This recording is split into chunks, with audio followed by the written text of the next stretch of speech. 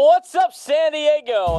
San Diego, turn it up. From the dugout to the sidelines, from the front office to the fan in the stands, this is where San Diego sports comes to be heard. College athletics is the gift that keeps on giving. This is why I love this stuff. He's not just talking about the game, he's driving the conversation, breaking it down, calling it out, and saying what everyone else won't. They start licking their chops, man, when they hear like, oh, look at all these guys the Padres could potentially trade. This is the voice San Diego sports trusts on San Diego's #1 sports station, 97.3 The Fan. We're your favorite show. This is the Braden Surprenant Show. Think about the children, the family show. Now, here's Braden Surprenant. What's up, San Diego? And a happy Tuesday to everybody out there in America's finest city. He's Frank Marchese. I'm Braden Surprenant. This is the Braden Surprenant Show, San Diego's #1 sports station, 97.3 The Fan. Good to be with all of you today on a Tuesday of All-Star Week. Tonight is the All-Star Game. Obviously, this is the break in the Padres action in the middle of the summer. This is the time of the summer, right? Like, look, you're going to get the dog days of summer, right? Usually in August. But these are like the people are on vacation days. These are the hot days in July, the All-Star break. Not a lot of sports going on in terms of, we got the World Cup today and tomorrow, but usually not World Cup years don't really have a lot of sports going on, and you are basically locked into the home run derby. I tell you what, this is still better than what it was when there were no sports during COVID. I will say that. But let's talk about the home run derby from yesterday. Frank got home and religiously sat there and watched it from start to finish. Didn't take his eyes off the TV. Did it the entire night last night. Right? I'm owed hazard pay. I do want to wish Prolific in the chat a happy 39th birthday. There you go. As Happy he birthday, celebrating bud. his birthday today. So hopefully the All-Star game is great for you. I didn't watch too much. I had a means of doing it. My roommate does have Netflix, so I could have thrown it on. I just I think what the shame of yesterday was the production of the actual event, because the actual event was pretty fun. It came down to the wire. Jordan Walker ended up winning the entire thing. He outdid Schwarber in the final one, 12 home runs to 11. You saw way less home runs this year than you've seen in the past, but it still was moving the game along. It was moving the contest along. And as long as they can continue to get all-stars to compete in the home run derby, they will continue to do this thing. I think it is fun to watch. I just thought the production and how they described just how Netflix produced it, I thought was very poor. It wasn't very good. I'm glad Matty V got involved there, but at the beginning they had Luke Wilson and Will Ferrell and and I don't even, was it Jimmy Tatro? Is that what that kid? Is that the comedian that went to U of A or something like that? I don't really know who he is. I don't pay attention to that stuff because it doesn't I don't know. It doesn't bring me joy. I mean, I'm at the point now. I used to watch the celebrity softball game. It used to be fun because I actually used to know some of those celebrities. I don't know who any of those celebrities are because they're all like TikTok stars. I have a TikTok account that I post on. I'm never on there. I don't know who any of these people are. Every time I bring it up, my roommate goes like, "Oh, that's so and so. He's from Mira Mesa." I have no idea who that is. I really don't. I just the Netflix thing. I get it. Like Major League Baseball is not in a position to just turn down money. If somebody's willing to give you a ton of money to broadcast the a event, especially something like the Home Run Derby, I don't knock baseball for saying, yeah, sounds good, we'll take the check.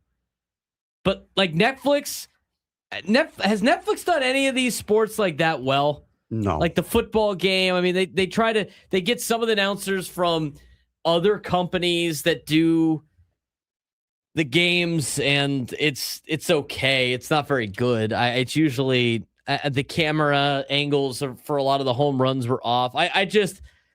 I felt like you got to make Chris Berman just do that until he dies. Because that he's like, I don't think anybody's going to get close to that. I mean, Matt Vasgersian, it was great to hear Matt Vasgersian on the call, but they're not marketing the home run derby to baseball fans. They're marketing it to people that are going to tune in for like a half a second and be like, this is dumb. I'm not going to watch this anymore. Let me go put Love is Blind on television. I mean, that's who they're like kind of catering to, right? Mm-hmm. I just, sometimes I feel like a lot of sports teams are trying to get people to watch their sport that are never going to do it. And it doesn't matter what kind of gimmick they're going to do. They're just never going to get people to watch their sport. Like, and that was the biggest thing for me is I had my meltdown about this with ESPN last year. Oh yeah, you refused to put it on for a while. Of like, really, Munetaka Murakami is one of the hottest young hitters. Is one of the hottest hitters that's come over from Japan. He's been lighting it up all season long when he hasn't been hurt. He's been hitting home runs like crazy. Same thing with Akamoto.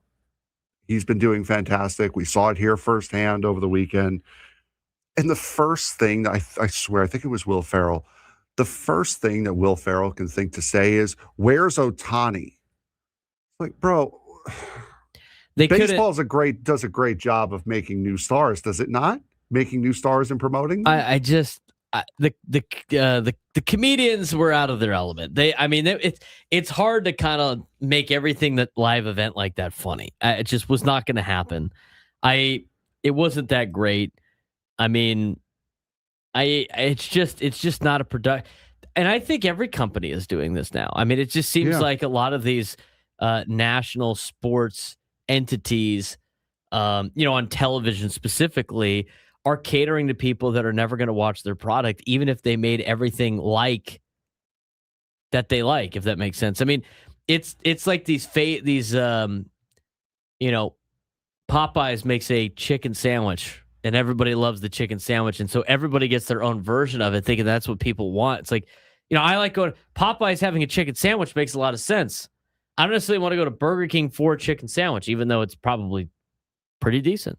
It is. It's good. Or like fast food places are like, oh, we want to be healthier with like the salads. And it's like people that are going to McDonald's and everything like that and fat and burger joints, they've already committed to being like, this is not going to be healthy for me. I mean, at this point, I'm not necessarily making too much of a good choice.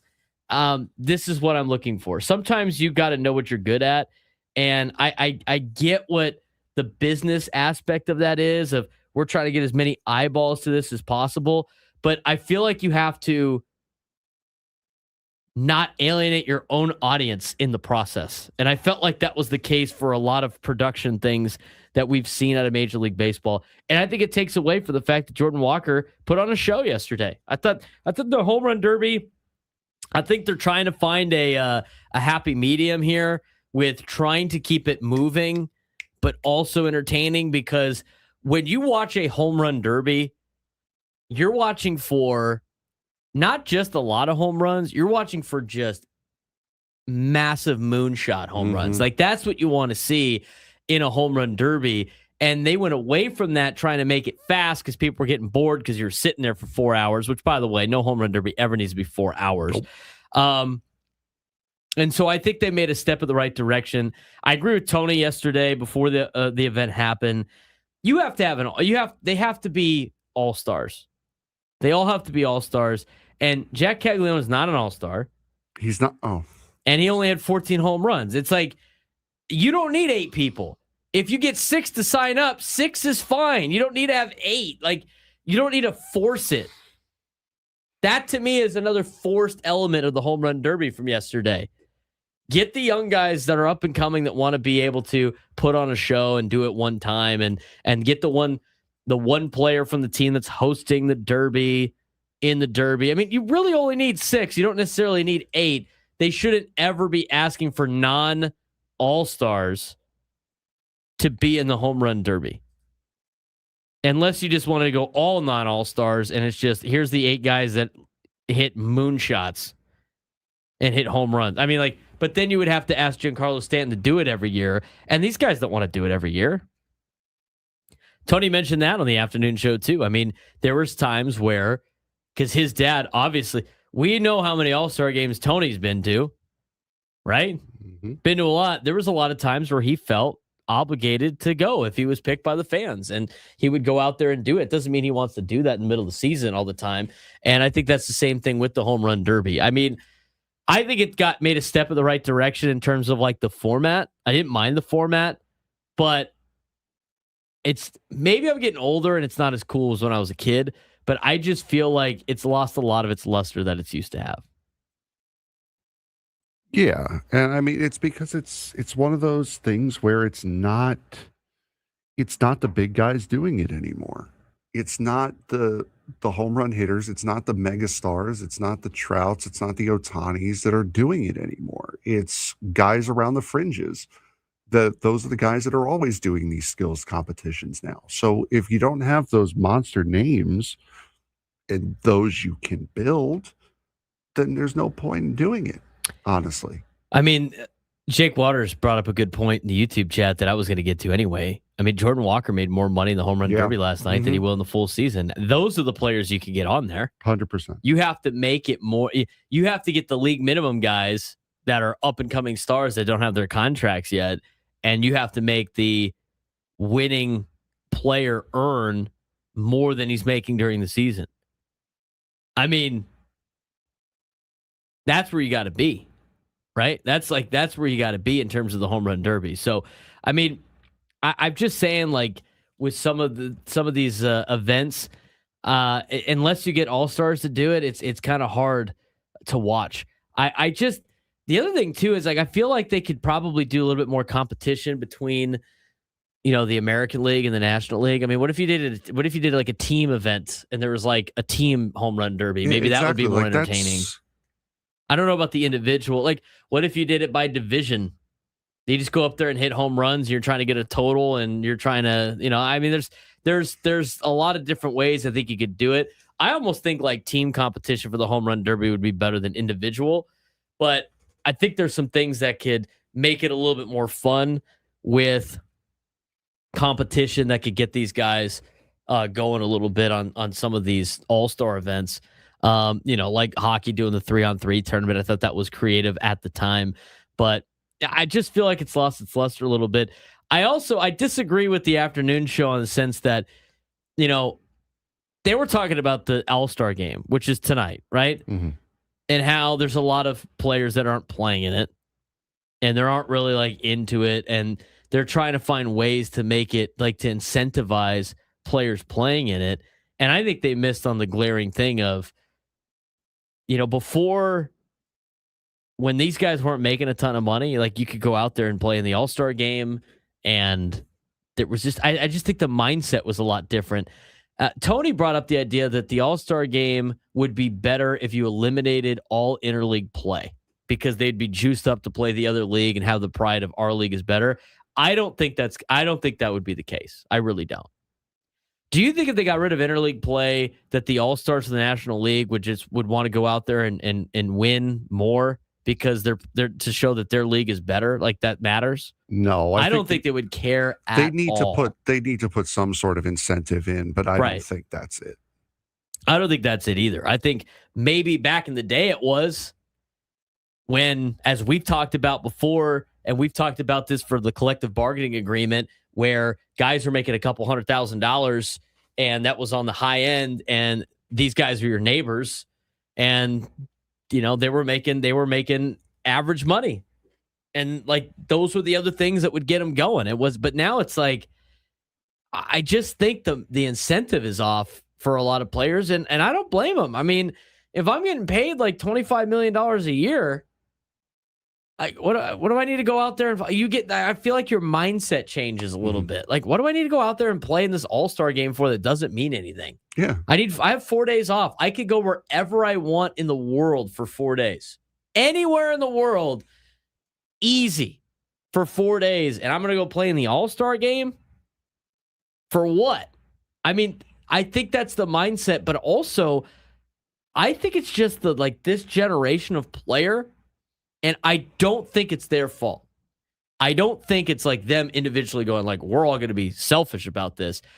I think It's just the way that they came up playing baseball. We've made baseball at the youth level such a job and such about like switching teams all the time and all this other stuff. I just feel like a lot of players have just treated this sport like a job for so long that they don't have that. And it's not all of them.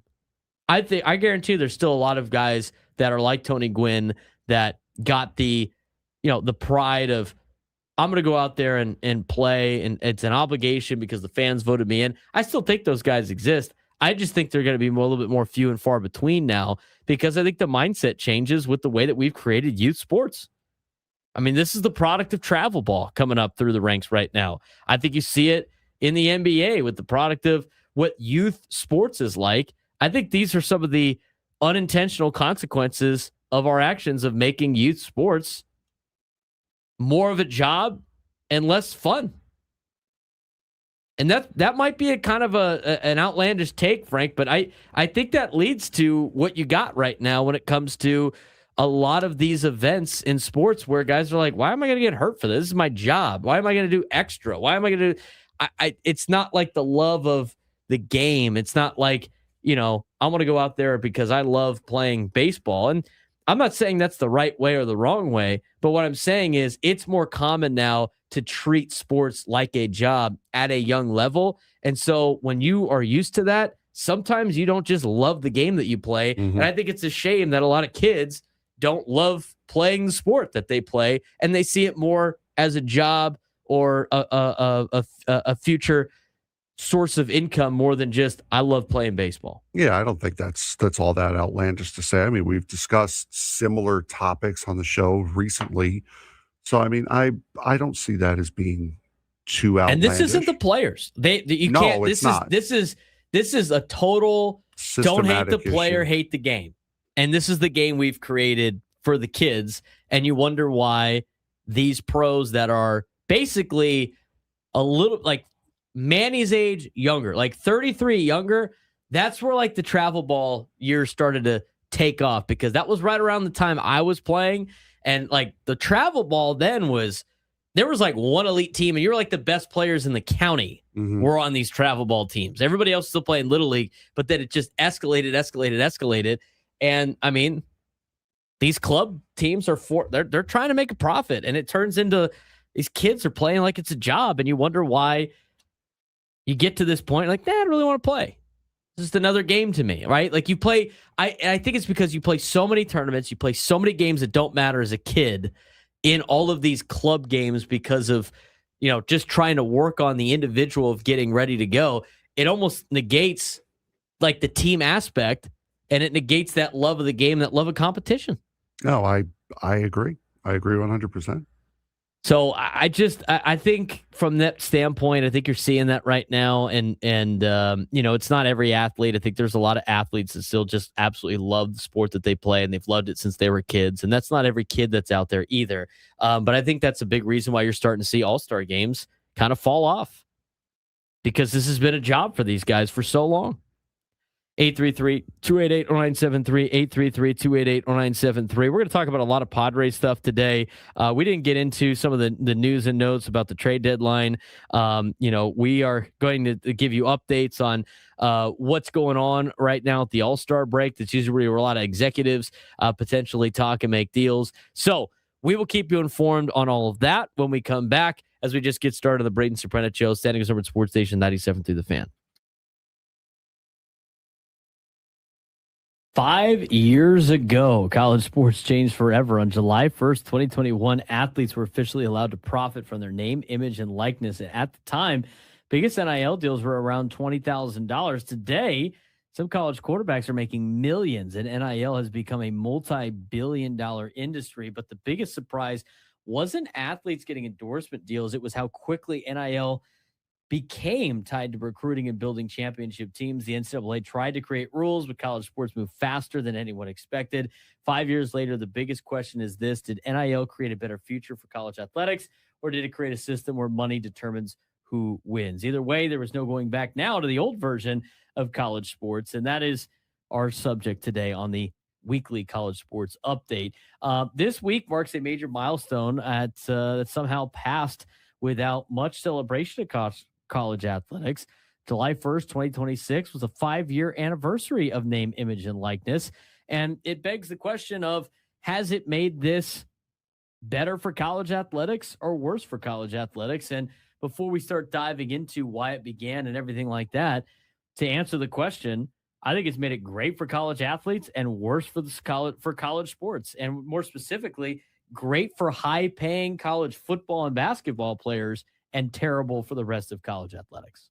Yes, 100%. And it's, again, I just wanted a video game, man. That's all I wanted. I just wanted NCAA college football back. But other than that, I mean, it is spun wildly out of control. It has been great for the individual. It has not been great for the atmosphere and college athletics as a whole, the way it was anticipated to be. It's very good for the top 1%. Mm-hmm. The top 1% that was already going to make this kind of money at the next level anyway. I'm sure there's a couple of I wouldn't say feel good stories, but there's been some people that probably have benefited from this being the top in their sport in a non super lucrative professional sport like softball, like some of these other, Olympic sports, if you will, where the top echelon players are making a lot of money compared to what they would be doing previously. But, for football and college basketball, like the guys that are getting all the money were still the guys that were going to get all the money at the next level. Sure, there's some role players that are probably making some money now, but, overall, it's turned, I think, college football for the worse than it is for the better. And the only one that's really benefiting, again, is the top 1% of the earners. So from that perspective, I think this is a something that obviously needs to be fixed, but also not necessarily something to be celebrated in college athletics. No, and going back to when this started, you take a look at Hannah and Haley Cavender. Those were the two the two first ones. They were social media stars. They also happened to play basketball for Fresno State, and they signed endorsement deals for $20,000. Same thing with Derek King, who was the quarterback for Miami at the time. They signed endorsement deals for $20,000, which was huge. It was a big payday at the time when NIL first started. And now you're seeing what NIL has done. NIL spending across college athletics is projected to reach $4.5 billion this year. So what Jose Feliciano paid for the Padres would just barely be able to cover, or actually just miss being able to cover, all of NIL sponsorship this season for college athletics. Yeah, and I think like the biggest surprise wasn't that athletes can make money. The surprise was how quickly NIL became connected to basically pay for play. Yep. I'm not that surprised about it. I mean, once you open the floodgates, you knew this was going to happen. I mean, you're talking about sports, the college athletics where there was massive under the table cheating going on before you were allowed to actually pay players. There's no real surprise to me that all of a sudden, some random player's name, image, and likeness was going to be worth way more than what fair market value was for a offensive tackle, trying to promote a dealership, right? Like, and all of a sudden these budgets for these places for quote marketing started to go through the roof. I mean, the idea was for people like the Cavender twins to not have to sacrifice money because, not have to sacrifice income because they're popular on social media in order to play college athletics. It was for people that have ever gotten like a $20 meal, because you were a poor college kid, not costing you like games, right? Like that was the whole reason that you did the name, image, and likeness. And that was, that needed to happen, right? I mean, it was, some of those 100%. Rules were so archaic and so ridiculous. It was unprecedented, some of the situations, right? Like when they were coming up with those rules, YouTube didn't exist. You couldn't make money on YouTube on your own. You could make money on social media. It's not like they can go get a job like other college kids. It made a lot of sense. But then it got to a level of like, all right, we're gonna start paying these guys to play sports. They're getting millions of dollars, and now it's getting to the high school level where you have high school athletes getting endorsement deals. You know what? They'd probably get those endorsement deals anyway, but I think it's definitely a big Tuesday. All-Star game is today. We got a lot of trade talk that we want to get to today. We want to get to what's going on in the All-Star game later on this afternoon. We got some other topics for you today as well as part of our All-Star break coverage. A lot of baseball. We'll mix in some football as we get closer to the NFL and college football getting ready to kick off. We haven't had time to really talk about it yet, but we will today because this is like kind of the break that we have to mention some other sports in town. The Aztecs officially joined the Pac-12 at the beginning of this month. And so, there hasn't been too much buzz about it, but we'll start talking about the Aztecs being part of the Pac-12. Now, it's a little bit different than what that would sound like about 10 years ago, but they got a new conference now, and it's going to be a lot of the Mountain West and some of the, teams from the old Pac-12. And don't you dare. Yeah. Stop it. I got a question for you. Stop disrespecting.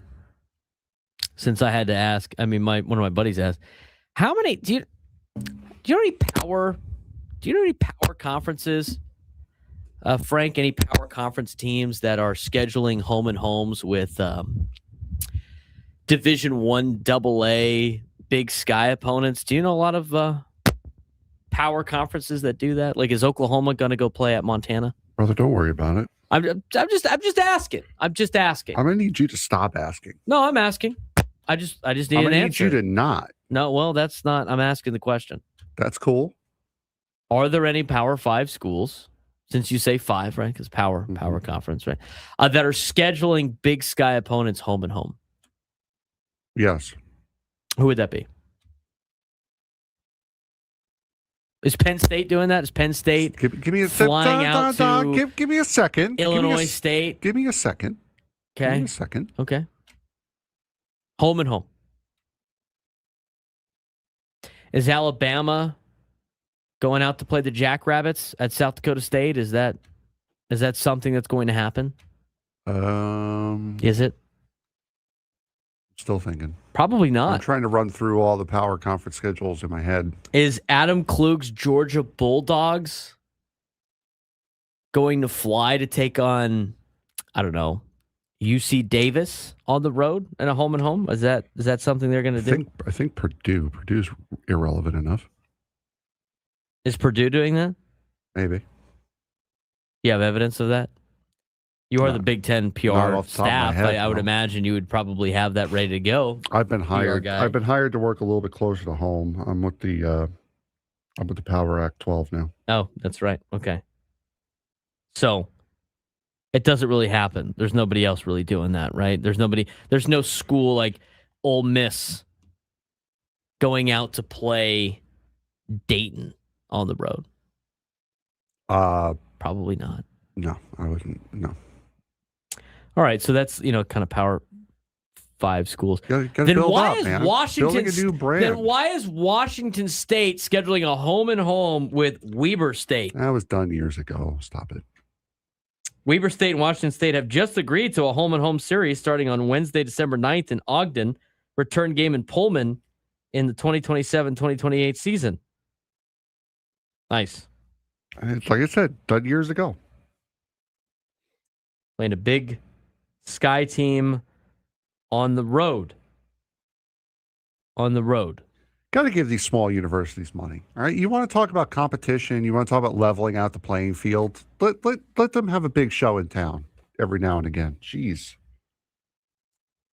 Be nice if Alabama played at the Citadel for once. Wow. Power conference. Can you name me the one conference that's not doing a media day to save money?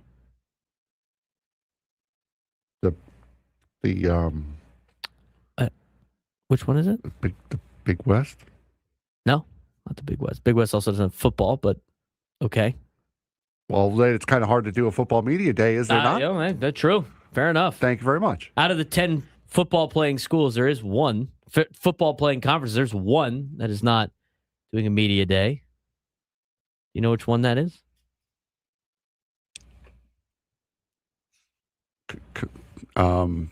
You should know this. I mean, you are the public relations representative for the now the Pac-12. We're doing one. We're doing one. When is it? Where is it? You got to invite Jake Waters in the YouTube chat to show up to that. He's on it. It's there. The Pac-12 is not doing a media day to save money. Apparently, I think they're doing it individually. Maybe the schools are individually. Is that something a power conference does? Is that why? Is that something a power conference does? Is that why? I'm just asking. I'm just asking questions. Waste our money when we could waste other people's money and just have all the writers go wherever instead of bringing them all in one centralized place that we have to fit the bill for. Interesting. Why not force other people to spend their money instead of waste ours? I'm sure they didn't want to answer a lot of why did you leave the Mountain West questions. Fair enough question. There's still lawsuits. We couldn't. Yeah, we couldn't have our. We couldn't it was too much of a PR nightmare for us to coach up all the coaches and athletic directors. So we're not doing a power. It seems it would be great if you had a brand new conference to, I don't know, use a media day to kind of hype up the conference of like, we're here now, we're going to exist, we're a power conference. We thought about it and we decided not to. It's just you and Go Aztecs in the Twitch chat really defending this right now. So we'll talk about that later on in the show today. Do you want to get to your phone calls? 833-288-973, 833-288-973. It's got to Kevin in Chula Vista. Kevin, what's going on? Hey, good morning, guys. Stay cool today. It's a hot one out there. Oh, yeah. It is like humid, too, which is also not fun. I'm telling you what. Yeah, a little bit of everything. It's that time of year. Hey, getting back to the All-Star game, one thing I want to bring back to you guys, and I don't know, Braden, I know you're relatively young. I don't know what Frank's age is, but when I was growing up, the intriguing thing about the All-Star game that they've destroyed is, number one, there was always a mystery that surrounded the two leagues because there was no interleague play. So there were two times when you were going to get to see the leagues face off against each other. One was the All-Star game and the other was the World Series. So that made the game itself something to talk about. It was special because there was always a debate on which league would prevail, which league was better. And they destroyed that. And then, you go so far as this uniform fiasco that thank God they changed back and let these guys wear the uniforms of the team that they represent. I mean, it's like baseball's done everything it can to try to fix a problem that wasn't there in the first place. And I think that if baseball would just understand that there are some things that it doesn't need to touch, they'd be a hell of a lot better off. And this is where the game itself got screwed up. I mean, the baseball All-Star game, as much as they've tried to screw it up, is still the best All-Star game in pro sports. There's no question about that. But I can remember even going back to looking at the big difference in the umpires. The umpires had different strike zones. The American League was different than the National League, and there was a debate about that. The American League umpires wore burgundy red jackets. The umpires from the National League were the dark navy blue traditionals. And so you had all of these little mystery side events going on that we all talked about. And they've eliminated all of that. And this is where they've screwed the thing up, in my opinion. Well, I mean, there's a lot to break down with that. And Kevin, I appreciate the phone call. I prefer the interleague play. Otherwise, what are we doing? I like every league now is like 30 teams, 32 teams. You have to play them. I just think it was so archaic to not play the other league. It makes no sense. Why are you having two baseball leagues? Seriously. Like, could you imagine the NFL was just two leagues like it used to be, the AFL and the NFL? I mean, they're all playing by different rules. It's the same sport. It's dumb. It's one league. They all play the same thing. So by that, they got to be able to play each other. And not like playing everybody all the time was also, I thought, dumb. It's like just you're in the same league. Every other league in America plays each other. There's two conferences, two like the giant divisions, if you will, but they should have the same rules. You should play the same teams. If the only appeal of the All-Star game was I get to see this guy play now, I mean that only works too, though, Frank, if every game is not on television. I can watch every team play. That only matters about like in person. Why are we not showing off all of our best players around the country in all the different cities? And why aren't we showing off all of our best teams and making it well known? All of our teams. To me, that didn't make a lot of sense. So I don't agree with like it was better because they were in two separate leagues. I know that's like traditionally what a lot of people say. You know, Kevin said it. Tony Gwynn Jr. said it, yesterday. I don't buy it. I don't buy if they got rid of interleague play, players would play hard in the All-Star game. I'm not buying it, Frank. I'm not. No. I don't think it has anything to do with that. 833-288-0973, 833-288-0973. When we come back, Mason Miller is the top priority for one team at the trade deadline. Will they be able to get him? What are they willing to give up? Are the Padres willing to trade him? We'll discuss next. Final four teams officially set at the 2026 World Cup, and this might be the strongest semifinal field we have ever seen. France, Spain, England, and defending champion Argentina are still all alive. Jude Bellingham is becoming England's superstar after another match-winning performance against Norway. Mbappe continues to look unstoppable for France. Spain has allowed just one goal the entire tournament. And Lionel Messi, well, he's chasing another World Cup final at 39 years old. Now it's France versus Spain and England versus Argentina. Mbappe, Messi, Bellingham, Yamal, four global powers, four superstar storylines, and just 2 games left before the World Cup final. If the first 100 matches were this good, these semifinals could be unforgettable. After 100 matches, the 2026 FIFA World Cup is down to its final 4, and it's hard to argue the biggest powers in the world of football haven't earned their place. Yep. Spain, France, England, and Argentina all headed to the semifinal after surviving an incredible quarterfinal round that featured superstar performances, dramatic extra time finishes, and yet another unforgettable chapter in what is becoming one of the greatest World Cups ever played. So it'll be France versus Spain, England versus Argentina. It is going to be phenomenal. Let's talk about Jude Bellingham. He continues his rise. You got to say it. You got to say it in the proper British term. Jude Bellingham. Bellingham. There you go. If there has been one player stealing headlines over the past week, it's England's Bellingham. Fresh off of helping England survive Mexico in one of the tournament's greatest matches, he delivered again against Norway. England struggled for long stretches, but once again, their young superstar took over when it mattered most, scoring twice, including extra time winner to eliminate Holland and Norway. Conversation before this tournament centered around Harry Kane. Now, many believe Bellingham has become England's most important player. Yeah, Bellingham has really stepped up into this role, and it's right. You were right to mention that Harry Kane was the guy. Harry Kane has been the face of the England squad for a while now, and Bellingham really has stepped up in a massive, massive way to help make this team look a lot more dangerous going through this tournament. Let's talk about France. France still looks like the team to beat in the tournament. If there's one team that has looked consistently dominant from start to finish, it has been France. Mbappe has been on fire as well as Deschamps. I mean, their squad has been clinical on both sides of the field. Mbappe continues adding to its incredible tournament, but what makes France so dangerous is that opponents can't focus on just one player. They have a lot of different weapons on that team. No, they do. And Mbappe has been fantastic. Didier Deschamps has been incredible as well.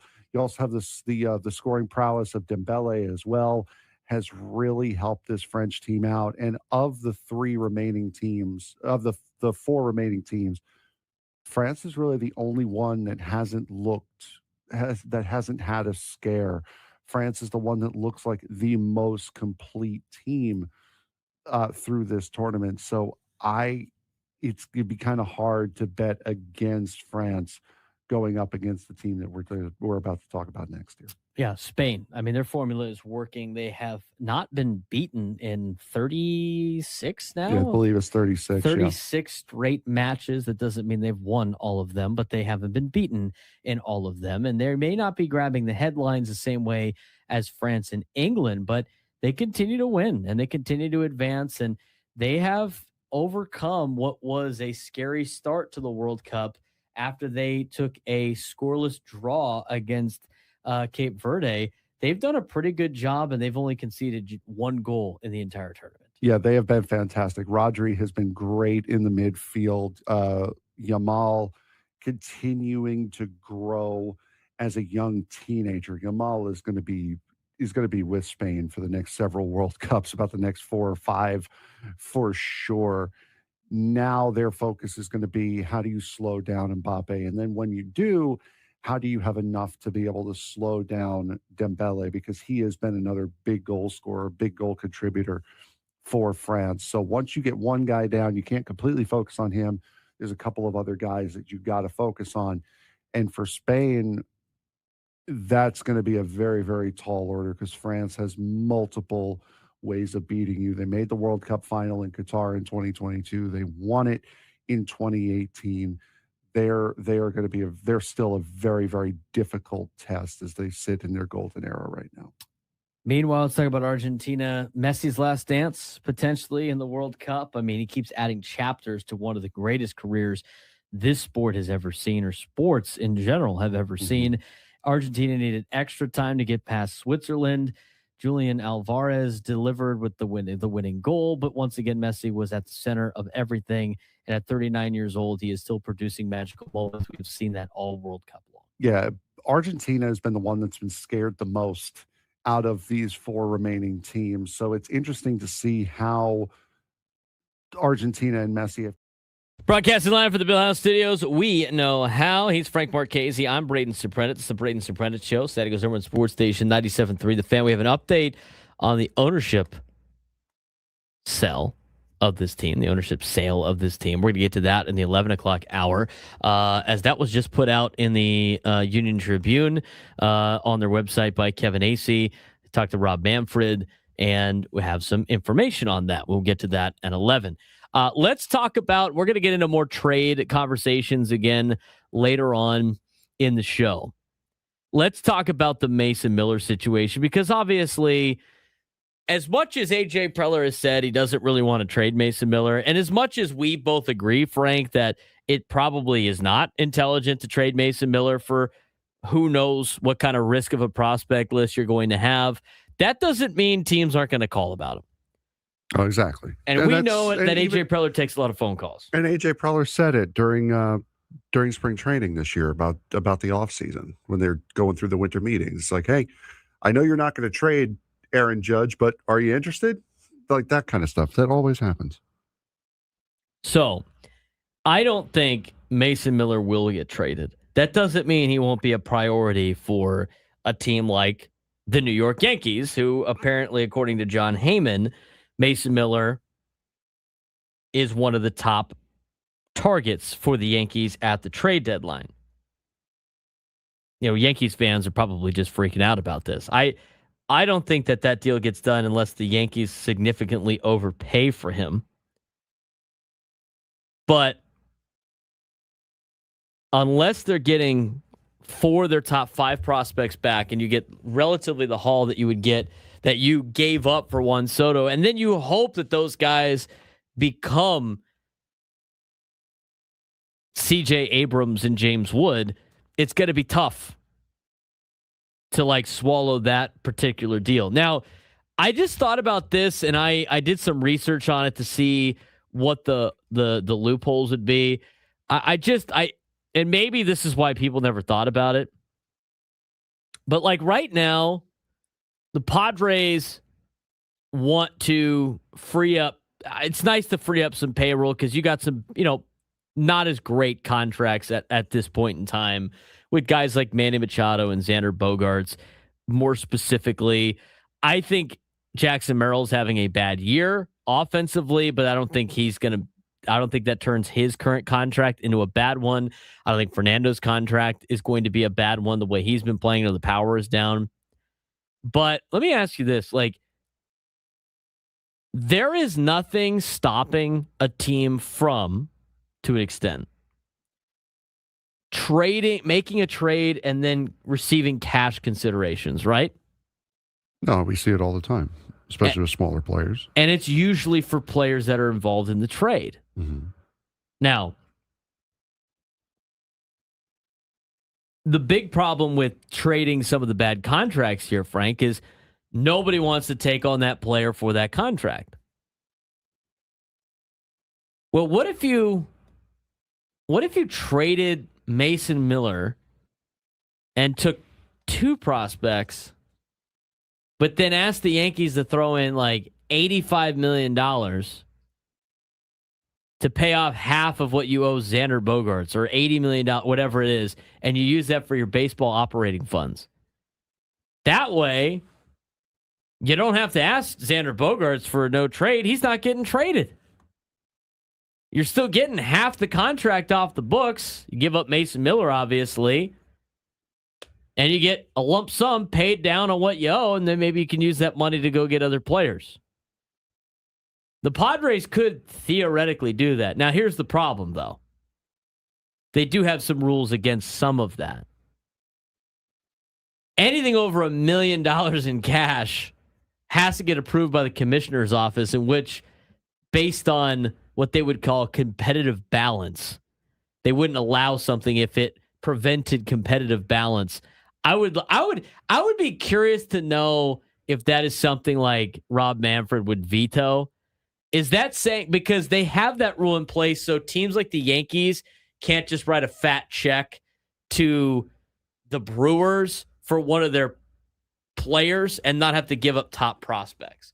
But like in this case, international soccer, right? But in this case, it's like, is that a competitive imbalance? I mean, the Padres getting one of their players half paid off is not necessarily a bad thing for the Padres. Like, would that be competitively unfair for the unfair advantage in favor of the Yankees? No, I don't think so. I don't think so either. I think that's what would it be. I mean, I don't necessarily know if that is something that the Padres would be interested in doing, or 2, if Rob Manfred would say yes. It might set a bad precedent. You could see it as a kind of a competitive imbalance because you're paying for a guy who's never played on your team ever. It's not like you're retaining salary from a guy you just traded away. You're paying for someone who's never had any part in your organization. Well, what it would be... So you're hamstringing money. So you're hamstringing yourself with money for a player you never had. But it's not technically for the player, because you can't have him pay for the player. It would go to the baseball operating funds, and then the Padres would use that for Xander. So it's kind of a workaround, if you will. I think there's a way to do it. I just don't know if Rob Manfred would say yes, because it might set a bad precedent for other situations. It could, yeah. And then, you know what you don't need? You don't need Rob Manfred having to approve and disapprove trades like he's approving and disapproving transfers for high school kids. Mm-hmm. But I was thinking about that. Nobody ever thought about that? It's like, hey, we can't trade Xander. He's got a no trade clause. Well, all right. Well, why don't you just write us a check? We're not trading you. You're getting paid by the Yankees now because we made a trade with them and they gave us cash. And now you only have to pay Xander, whatever it is. It's like, that would be like, what, $12 million? Xander, how would you $12.5 million? Like, if you had Xander Bogaerts on the books, like he's still on your team for $12.5 million, Xander, that's a little bit more obtainable. How would you like to get paid by the Yankees?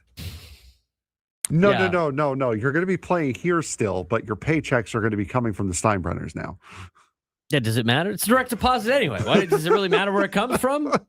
You'll still be playing here. You'll still be a Padre, but Steinbrenner's writing your checks now. Yeah. So you would have to get commissioner approval. So that wouldn't work. But it's not a bad thought process, I don't think. I mean, if that's what you're trying to eliminate, I just Based on what the recent track record has been for like the Yankees prospects, I'm not super stoked about it. I'd have to get like Will Warren back. I mean, what would you have to get back to make it make sense for you in terms of trading Mason Miller? I mean, yeah, we talk about the prospect thing, but it's not like Mason Miller is costing you a ton of money, Frank. No. He's under control for what, another 3 years, maybe 4 years, this year and 3 more. You don't have to pay him a lot, and you still have the same problem that you had before you made that trade, and that is you have guys on contracts that cost a ton of money that hamper you from potentially adding to your roster, assuming that, you know, the new ownership group doesn't just start, writing blank checks. But I don't see the Yankees trading away anything of value at the major league level to go get a Mason Miller, because it takes away from what they were trying to do. They are trying to do this season. It hampers their playoff chances because you need the starting pitching to get there. You need the bullpen arm while you're there. I just don't think the Yankees are going to end up overpaying for what it's going to cost to get Mason Miller on their team. And I think the same thing is true about the Pirates. The Pirates think they have this pipe dream that they're going to trade for Mason Miller at the trade deadline. At least their fans do. It's like, all right, dude, give up one of your young, controllable starting pitchers. Oh, we don't want to do that. Yeah, this ain't going to work. It's trade deadline season. Will Warren 7-4 with a 4.03 and 19 starts this year. 96 strikeouts and 98 and a third. That must be the recent history. He was off to a pretty good start, if I'm not mistaken. Let's see. I mean, you look at their top prospects, right? I mean, everybody's talking about George Lombard. Right, I mean, maybe he's junior. Maybe he's gonna be great. He was 7-1 through May. He only made 4 starts in June, lost 2 of them. He hasn't won a start since May 31st. He started to come back down to earth. And even still, though, his ERA hasn't really gone because May 31st he had a 3.22. So it's been going up, but it's not like it was a 230 and it's gone up to 4.03. Let me ask you this, because here's the deal: like George Lombard Jr. is their top prospect, right? He's Rookie always ball, getting too. He's 21. He's in rookie ball. His estimated time of arrival is next year. Apparently, we'll see. But you got a 21-year-old who's in rookie ball. Their number 2 prospect is a shortstop in high A, in low A. They might be able to get a guy like Elmer Rodriguez, who's 22 and in AAA. That might potentially help you. But you start looking at some of their top prospects, it's not like they're right. It's not like it's going to help you the next 2 or 3 years. Like, who's going to help you? And then, because here's the reality of the situation. As much as like pessimistic Padres fans want to say that the window is closed, as long as they have Manny Machado and Xander Bogaerts on their team, now is the time to win. Now is the time to win. Which means, who is going to help you win over the next 3 years more? Mason Miller or George Lombard Jr.? Mason Miller or Dax Kilby? Mason Miller or Elmer Rodriguez? Mason Miller or Ben Hess? Mason Miller or Spencer Jones? Which one of those out of the group is going to help you win in the next 3 years more? I think the answer is Mason Miller. Yeah, I don't see this being the situation in which it's going to work out for the Padres long term. I mean, let's put it this way. You already got a lot of their top prospects when you traded Juan Soto for these guys. How's that working out? Right? Michael King was that up-and-coming pitcher who had gotten a little bit of time in the big leagues. They had guys like Randy Vasquez, and they had guys like Johnny Brito, and these were the dudes. They've been okay. I think it's worked out in terms of the Padres have added some good pieces, but it's not like, aside from King, who has been up and down in terms of like number 1 to ace, he hasn't necessarily been mostly an ace. I don't know what you're going to get out of some of these guys. I mean, What if you trade it? What if you end up trading for another Vasquez, another Brito, like from a pitching standpoint? It's the risk you take. 833-288-973, 833-288-973. When we come back, we'll talk about the latest on the Padres' new ownership. Whether or not that's going to be finalized sooner rather than later. Talk more about what the Padres' plans might be at the trade deadline as well.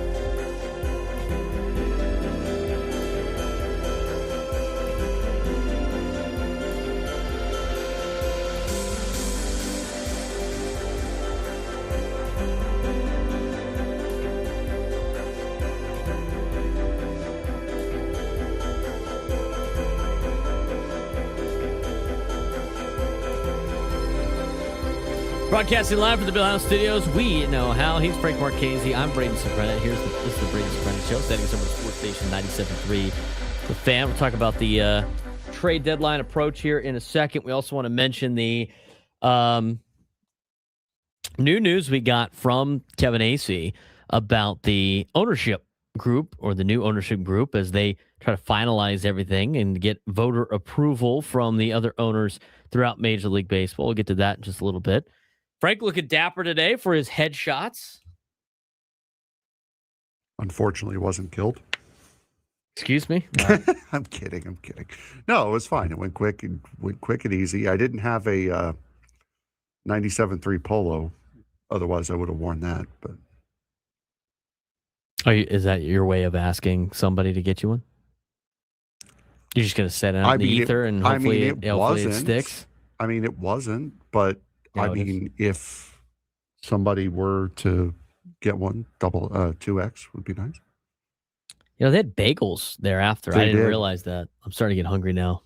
They're probably going to be gone by the time we get over there. But I would probably have gone over when I did.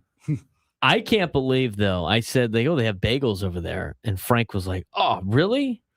And Fresh invite. I immediately went, aren't you a bagel snob being from New York?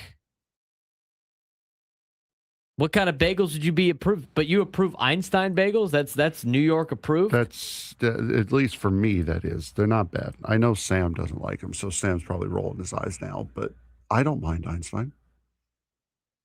You know, I don't really mind Olive Garden too much. It's not bad. I think a lot of Italians think Olive Garden is terrible because it's cool to say that without actually eating some of their food. It's not the worst.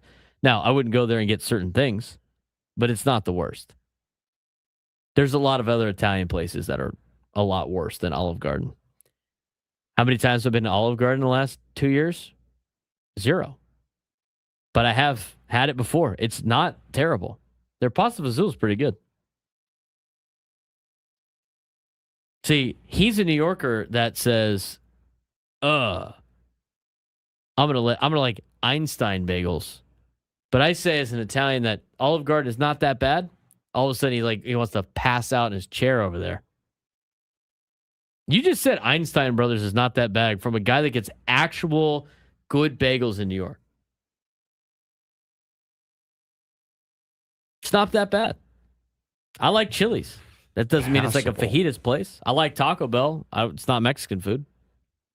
Who goes to Chili's for Mexican food? It's Tex-Mex, dude. You didn't know Chili's was Tex-Mex? No, I did not. Honestly. Yeah, it's a Tex-Mex place. You didn't know that? No, I didn't. Oh, man. Missing out. It's not bad. The bagels, though. The bagels are interesting to me that you would not dislike.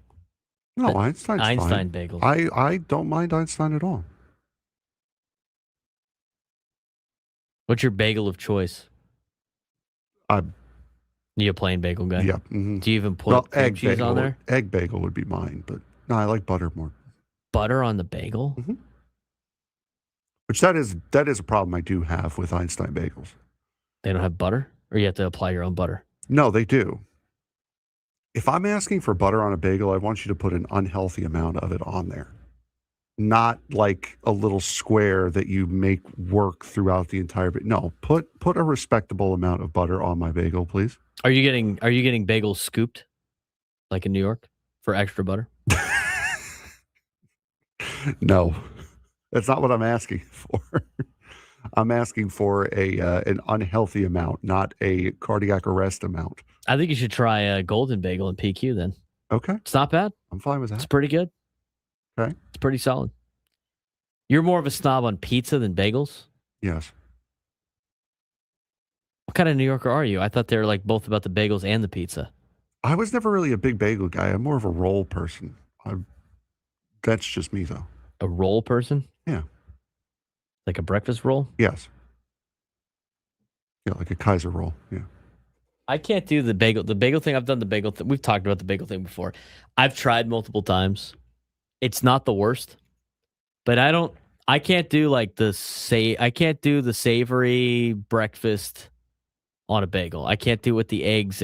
No, I'm not doing any of that. I realize that I just like cream cheese on a bagel. Really? You're not an egg sandwich on a bagel? No, guy? doesn't do it for me. Hmm. It's not bad, but I'd still rather have cream cheese on a bagel. And that's it. Bronx Pizza does sound really good right now, Gonzo. Thank you. I don't know about we got somebody saying Marigold Bagels on El Cajon Boulevard is better than anything New York can produce. I don't necessarily know if that's true. Foul. No, 2 fouls. I can't, as much as I love sticking it to like the East Coast about food, I can't stick it to them on the pizza or the bagels. I can't do it. It's king. I have yet to have a better bagel outside of New York or a better pizza outside of New York. Flat out. People can always get upset about that. It's like, oh, the bagel place here, the pizza place here. Yeah, but you guys get upset about like having a carne asada burrito somewhere else. No, exactly. It's the same thing. Mm-hmm. It's like, you know what? Give New York the credit they deserve. The water does what it needs to do. The pizza there is better. It's just flat out. Now, if they were going to start popping off about their carne asada burritos, then yeah, we'd have a problem. But no, you got it. You know what Tony Gwynn used to say? Know who you is. Okay? Know who you is. In San Diego and Southern California, Mexican food. Bang. Got it. Taco shop style. I'm okay to surrender the pizza argument. That's not to say there's not good pizza here, but if I got a New York slice from almost any place in New York, it's probably going to taste a lot better than any place here in town. Yep. It probably is. And I'm not ashamed to say that. Oh, my God. I would kill for a slice from Pizzaiola right now. Oh, my God. Bronx Pizza, solid. Oh, yeah. Bronx is good. Long Island Mike's down the street over here, good. But I'm telling you right now, the New York pizza is better. It just is. Pizzaiola on Sunrise Highway in North Babylon. Oh, my God. I would kill for that right now. And that's just the thing. Like, people get upset about well, that's because they do this on their burritos out there. That's what New Yorkers are saying about your pizza. Mm-hmm. That's the same thing. We had that it was I remember I was at Gaglione Brothers one time, and there were some dudes from Philly there eating Philly cheesesteaks. My dad asked him, like, how does this compare? Nothing compares the Philly with the cheesesteaks. It's just, we're the best. It's the best. We make everything the best. My dad responded with, what about a carne asada burrito? And they were like, oh, that's not fair. It's like, no. No, you can't it's the same thing. You can't say you make everything the best and be like, well, that's not fair. That's just how this works. Know who you is. Trav Gundy in the chat. Chicago style. No, get out of here. Foul. Chicago style pizza is. It's soup. It's slop. That is a casserole. That is not a pizza. Chicago style pizza is a thumbs down. I draw the line in the sand there. I will dabble in some Sicilian pizza. Mm-hmm. I will jump into some Detroit style pizza. I like the Sicilian style pizza at Prince Street Pizza. It's pretty good. You know what? It's a lot lighter than I thought it would be. But I will not ever have Chicago slop on dough because it's not good. I'm just eating a bread bowl of sauce and toppings. Awful. Detroit pizza's money. I think I go to New York style, then Sicilian. Detroit and Sicilian are kind of the same. Mm-hmm. And then like way down. Then what is that line in Moneyball? Then 50 feet of bleep. And then you got your Chicago style pizza. I draw a line in the sand. I might offend some people on that. Absolutely not. Chicago style pizza. Get out of here with that. If you like Chicago style pizza, you are just objectively wrong. You just don't like pizza. You don't like actual pizza. You like eating toppings and slop. That's what you like.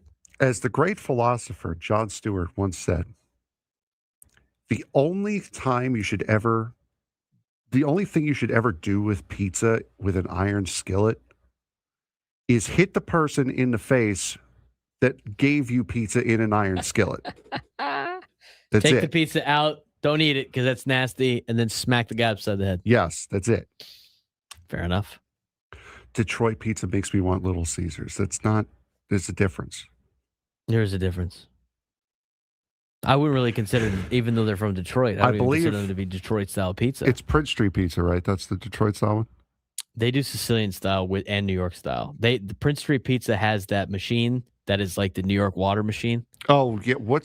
That's the same place. They have the Sicilian. Oh, you're talking about Detroit Angry Pete's. Angry Pete's, yeah. I don't think they're around anymore, dude. It sounded like they went under. I saw an update saying that they weren't around anymore. I'm going to be mad now. Hold on. How many times have you been there? Never. Then you can't be mad that it's gone. Well, no, because we had it here one time. It's temporarily closed. Yeah. That was like, what is it, 91st Aero Squadron or 94th Aero Squadron? What's that place called? Anybody know what that place is called? It's over here by the airport. Like 90-something Aero Squadron. Mm-hmm.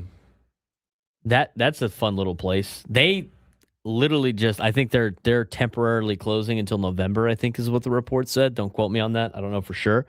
And I was like, oh, man, that place was pretty good. And then I think to myself, because I was told this before, when's the last time I've been there? I've been there once. I can't be upset that it's gone. I think that's a fair thing. If you don't go, like, if one of your favorite places or a place that you like to eat at closes down and you're upset about it, and you rethink the last time you were there or how often you go, and it's less than one time in a year, if it's less than 5 times, you could be like, you can't be that upset about it. Johan in the chat, what's the best New York pizza in San Diego? It's Bronx is number 1. Long Island Mike's is number 2. That's about it. There's a Long Island Mike's up here, actually right up the street from here, and then there's one in Spring Valley, I think. Victorino's isn't all that bad either. There's one on Bonita Road across from Soapy Joe's, where you would turn to go to the mall off of Bonita Road. While we're on the topic of debating dumb things, do you see the U.S. House is going to vote this week on whether or not to make daylight savings permanent? I don't care either way. I don't care either way, but I will say this. Does anybody realize what daylight savings year-round means for the morning? Does anybody understand that? I was talking about this with you yesterday, right? Mm-hmm. It was the whole it doesn't make the day longer. You still have the same amount of light that's up during the day because it's nature and you're not going to control that. It's not like, hey, son, do you mind staying out a little bit longer? That's not how this works. Let me ask you this. In the current system, you ready for this? Yeah. This is in Indianapolis, but this is just kind of the idea. I don't think San Diego changes that much. I'd have to look. But the current system on the summer solstice, which is the longest day of the year, the sun rises at 6 in the morning and sunset is at 9:16 at night. Mm-hmm. Current system, right? That's where you're changing. Sunrise at 8:02 during the winter solstice, 5:23 sunset. If you keep daylight savings time all year round, sunrise is still the same. Summer solstice, 6:16 in the morning, 9:16 sunset. If you kept it year-round in the winter solstice, like the shortest day of the year, the sun doesn't rise until 9:02 in the morning. 9:02 in the morning. There's a video of a guy who lived up near the Arctic Circle. This video is like 15 years old. And they were talking, it was about daylight savings time, making daylight savings time permanent. And he didn't quite get the concept. So he's like, I live in darkness for 20 hours a day. I have to eat special fish to keep my mind from going insane. Do whatever you can to save your daylight because I would take it from you if I could. All right. Don't waste your daylight, please. So anyway, the House has to agree to this. That's why, because everybody's like, we voted on this. It's like, yeah, but the United States House, the Congress has to say yes for all these states to flip it. So here are your options. Arizona already doesn't abide by it. Yeah, they don't. Theirs isn't changed that much in terms of their overall situation of like where they're at. They just bump from mountain time to Pacific time. So like would you rather wake up at 8?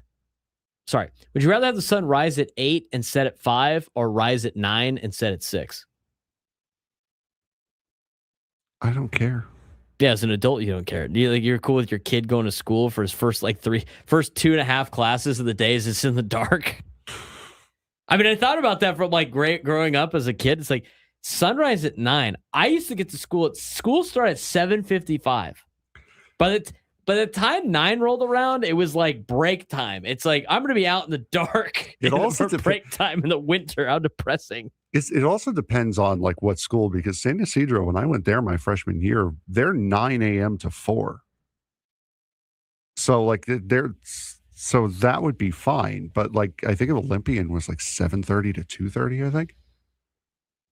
I would rather have the sun rise at least 8 and then keep it the same at sunset. Because I was like, oh yeah, daylight savings time is great, but what's the difference? I mean, you only have a certain amount of time. So in the morning, how dark does it get? I will say this. I was in Atlanta in a couple of years ago around like November for the Tennessee-Georgia football game, Frank. And I remember like we were in Atlanta and we had to drive to Athens. And our family friends that were staying there, since Atlanta is so far west, they're like the furthest west you can go in like Eastern time zone. The sun rose at like 8:30, 9 o'clock. I think it was like 8:30, and we had to be up at like 7:15. Waking up at 7:15 and having to be pitch black outside was such a mind bleep. I was like, why is it dark right now? I don't know if I can handle that. You would rather have it be at 9. Yeah. So like when you're getting ready for work, I mean, I don't care either way. You're getting ready for work. You don't mind it being dark. No. I'd rather have it be light in the morning than at night. I used to work overnights. Not only here, but when I worked in a grocery store in New York, I was an overnight stocker. So I've had years of that. So I don't care either way because of that. I can't wait. This is what's going to happen. It's going to get approved, and all these people are going to bitch and moan about the sun rising super late. You'll be like, what is this? What is this? Yeah. Had a good thing going, man. Live and learn. Had a good thing going. Update on the ownership approval from Major League Baseball. Kevin Acee was talking with Rob Manfred about it. We'll hear what he had to say.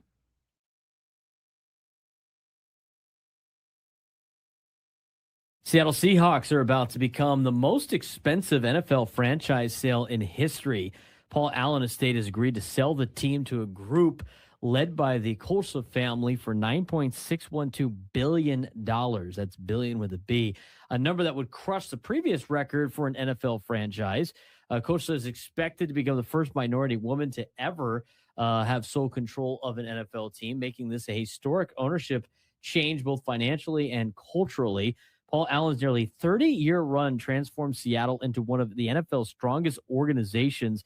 And now the question is whether the new ownership group can continue that winning tradition. NFL isn't just America's most popular sport. It's becoming one of the most valuable businesses in the world as the Seahawks sell for almost $10 billion, $9.6 billion. This is the definition of selling one on top, like selling high. Yep. It's exactly what the Seahawks do after winning a Super Bowl, but obviously a big sale for the franchise. And, you know, whether or not they win, I think is different because of the fact that this is not like baseball where spending money is going to lead to a championship.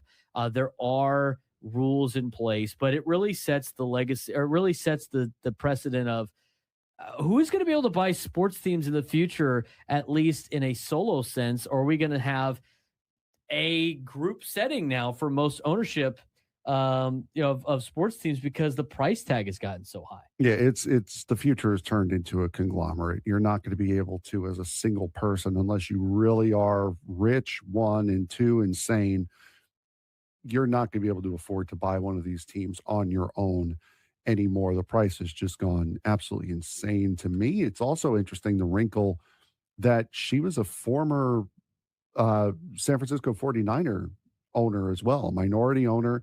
in the Niners. Now she's being forced to sell those shares in order to be able to do this. But, to buy another team in the division, that's quite interesting as well. That is interesting, but it's almost to the point of like you want to be able to Yeah. afford your own team. And you know what?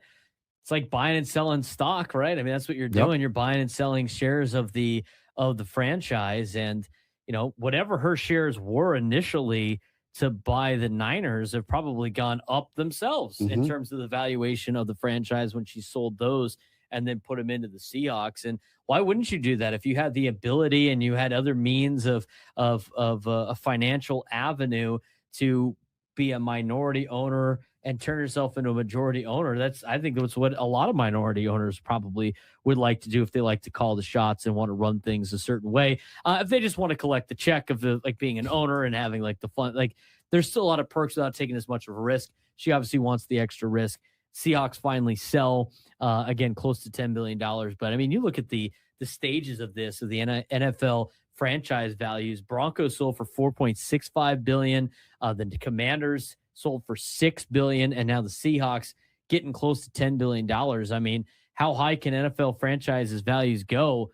If the Jones family didn't want to own the Cowboys, I mean, that is probably a pretty penny to try to buy the Dallas Cowboys in this day and age. It's about 10 to 15 billion, I would have to assume, based off of what the Seahawks that, right. are going.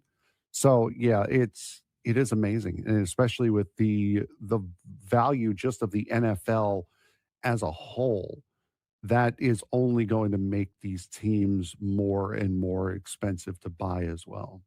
I look at this and from a standpoint of being able to buy franchises. I just think it's probably going to be more. There's two things that can happen. One, it's going to be group effort, or two, you're just going to have the Steve Cohens of the world, or there's somebody that just is super into wanting to be an owner of a professional franchise. And I mean, there's going to be franchises going to be a lot easier to buy in sports. The NFL is going to be the hardest thing in the United States to buy if you're an owner. But I think that leads to there's not going to be these, and we talked about this before the Padres sale went through.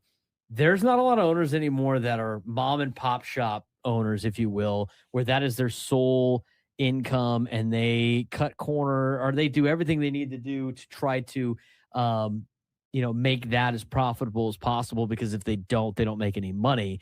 That's the type of owner you want, the one that this is just kind of a toy. And so for Seattle, we'll see what happens with this. I don't think anything really changes though when it comes to the organizations, the NFL. Like when you have, at least in this day and age, I mean, with the salary cap and everything like that, unless you're getting a Spanos family to buy, which they would never be able to afford teams like this in this day and age. I mean, ownership groups aren't changing anything that crazy when it comes to money, because everything's.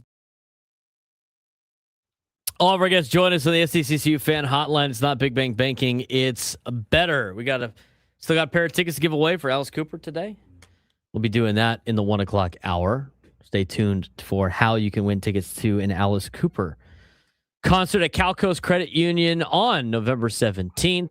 Tickets at Ticketmaster.com. I'm assuming, because it says, what does it say? OAT? It says OAT.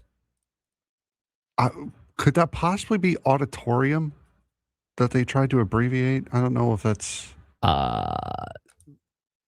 is it Cal Coast Credit Union Auditorium? I'm pretty sure it's an Cal Coast Credit Union's they have an amphitheater.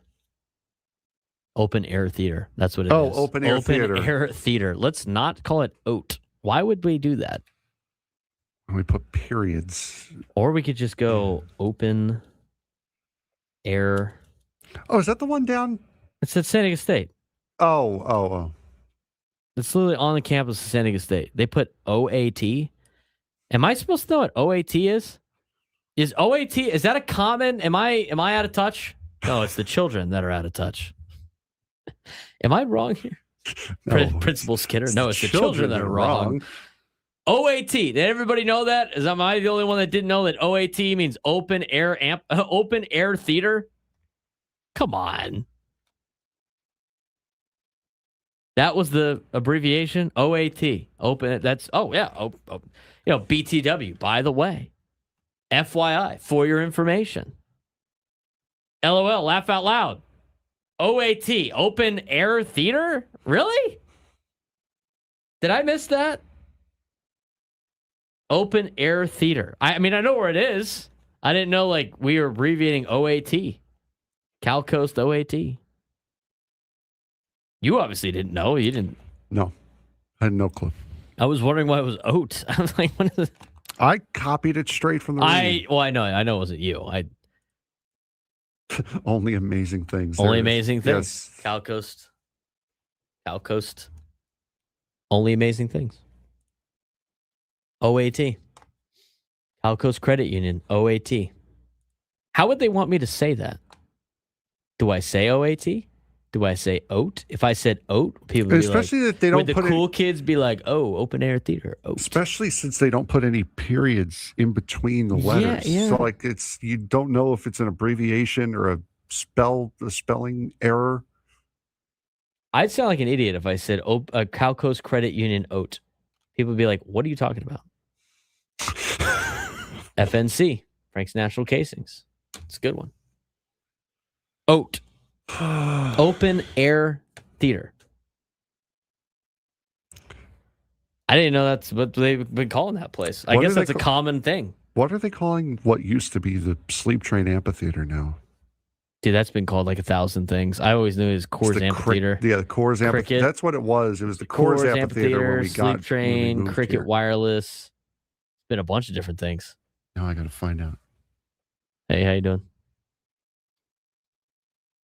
Don't mind the people in the glass cage. Don't touch the Don't glass. poke the glass like Sam would. Anyway. No, that's him licking the glass. Yeah, that was weird. Oh, it's the North Island Credit Union. That's who. Amphitheater now. My mom's texted me saying that they've always called it oat. So I guess, well, I don't go to concerts. So that tells you everything I need to know about that. OAT. Do I say it OAT or do I say oat? Apparently nobody in our YouTube chat knows that either. So this might be new information for a lot of these people. Anyone who wants to go to the North Island Credit Union Amphitheater on Friday, Evanescence is going to be there. Wow. If you want to get woken up inside. Wake me up. I can't wait. Wake me up. He draws the foul. I'll give myself the foul on that. I started singing it. So. No, I know. It wasn't for your singing. It was for my poor joke. I don't mind Evanescence.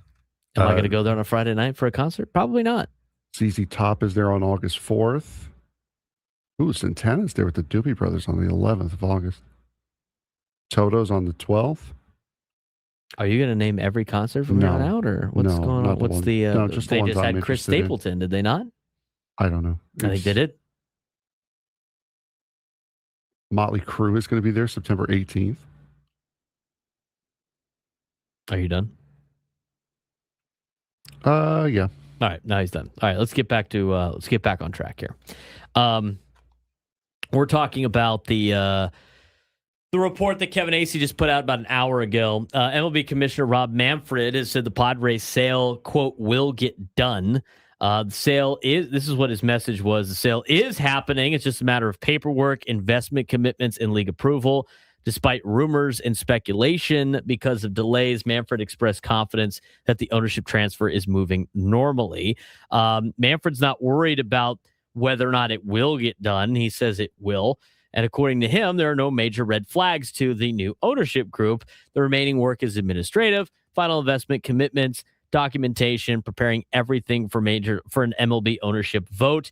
Essentially, no longer about whether the deal happens. It's about completing the process. Originally, many people believe that the MLB owners could vote on this as early as June. Now it sounds like industry expectations have shifted towards August. Manfred would not commit on an exact date about approving the new ownership group. And according to people familiar with MLB ownership sales, this wasn't because the deal was falling apart. It was more on the lines of the Padres announced the sale earlier than teams typically do. Normally, the buyers secure investors, documents are finalized, ownership percentages are complete. Only then is the sale announced publicly. The Padres essentially flipped that order. That made the process appear slower than it actually is, but everything is going at around the same pace that you would think. And this is not surprising because, when we talked about the team being up for sale in the beginning part of the year, Frank, we're like, this is going to take a long time. And then it just started moving very quickly. But it sounds like the Padres might have just announced it before teams usually do. And so don't expect the vote now until I think maybe August is what it sounds like. I'm curious to see how that affects the deadline, though, for this Padres team, because can you make decisions at this deadline for how much involved is the new ownership group? Is there a risk involved with if they don't take over? I mean, how does it affect the trade deadline? I don't necessarily know it does too much, but I can see why AJ Preller is in a tough spot heading into this deadline after the MLB draft of knowing, payroll flexibility, future spending, stadium development doesn't involve him, but organizational philosophy, long-term I mean, there's a lot of stuff going on that obviously impact this year's trade deadline of who the owner is going to be. And if they're not going to vote until August, that sounds like it's going to be after the trade deadline on August 3rd. Yeah, it sounds like it's a middle of August kind of thing. And everything was moving very quick. And also, again, this is not going to be a normal off season, or they're already going at it again with each other, the owners and players union, with the CBA coming up this offseason. So there's a lot of stuff going on. It's not just a delay tactic or whatever. There's a lot of stuff going on with the owners right now. And I think I think for Padres fans to understand, it's not this deal's getting done. It's just seems like it's taking longer, but the reality is, the Padres just did things in a little bit of a different order in terms of the ownership sale, and that's not wrong. That's the reason why it seems like it's taking longer, because everybody's like, what's going on with this? What's going on with this? It's taking the usual procedural stuff that you usually see. Just if this was previous sales that have happened, they wouldn't have announced the sale yet. The sale. They wouldn't have announced it yet. They would have been like still waiting around. And then once the announcement happens, they get the vote in and it's done. But the Padres announced the sale before. Doesn't really matter what order. I mean, at this point, it sounds like it's going to happen anyway, which I was never concerned about that. But I'm curious to see if it affects the deadline at all. And what will that deadline be for the Padres? What's the overall theme? Well, if we know anything about AJ Preller, I don't think he's going to sit on his hands. What has it been said that AJ Preller is looking to do? We'll discuss next on the Braden Surprenant Show. San Diego Summer Sports Station 97 through the Fan.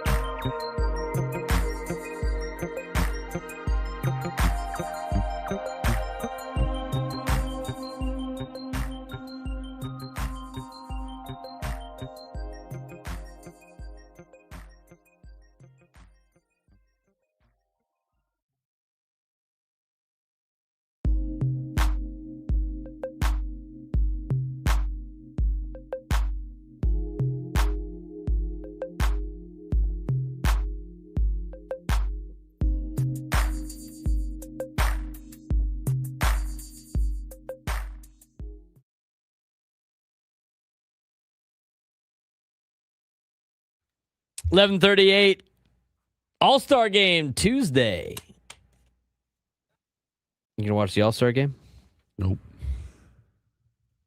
What do you do? It's league race night for me. Oh, league race. You're in a racing league? Mm-hmm.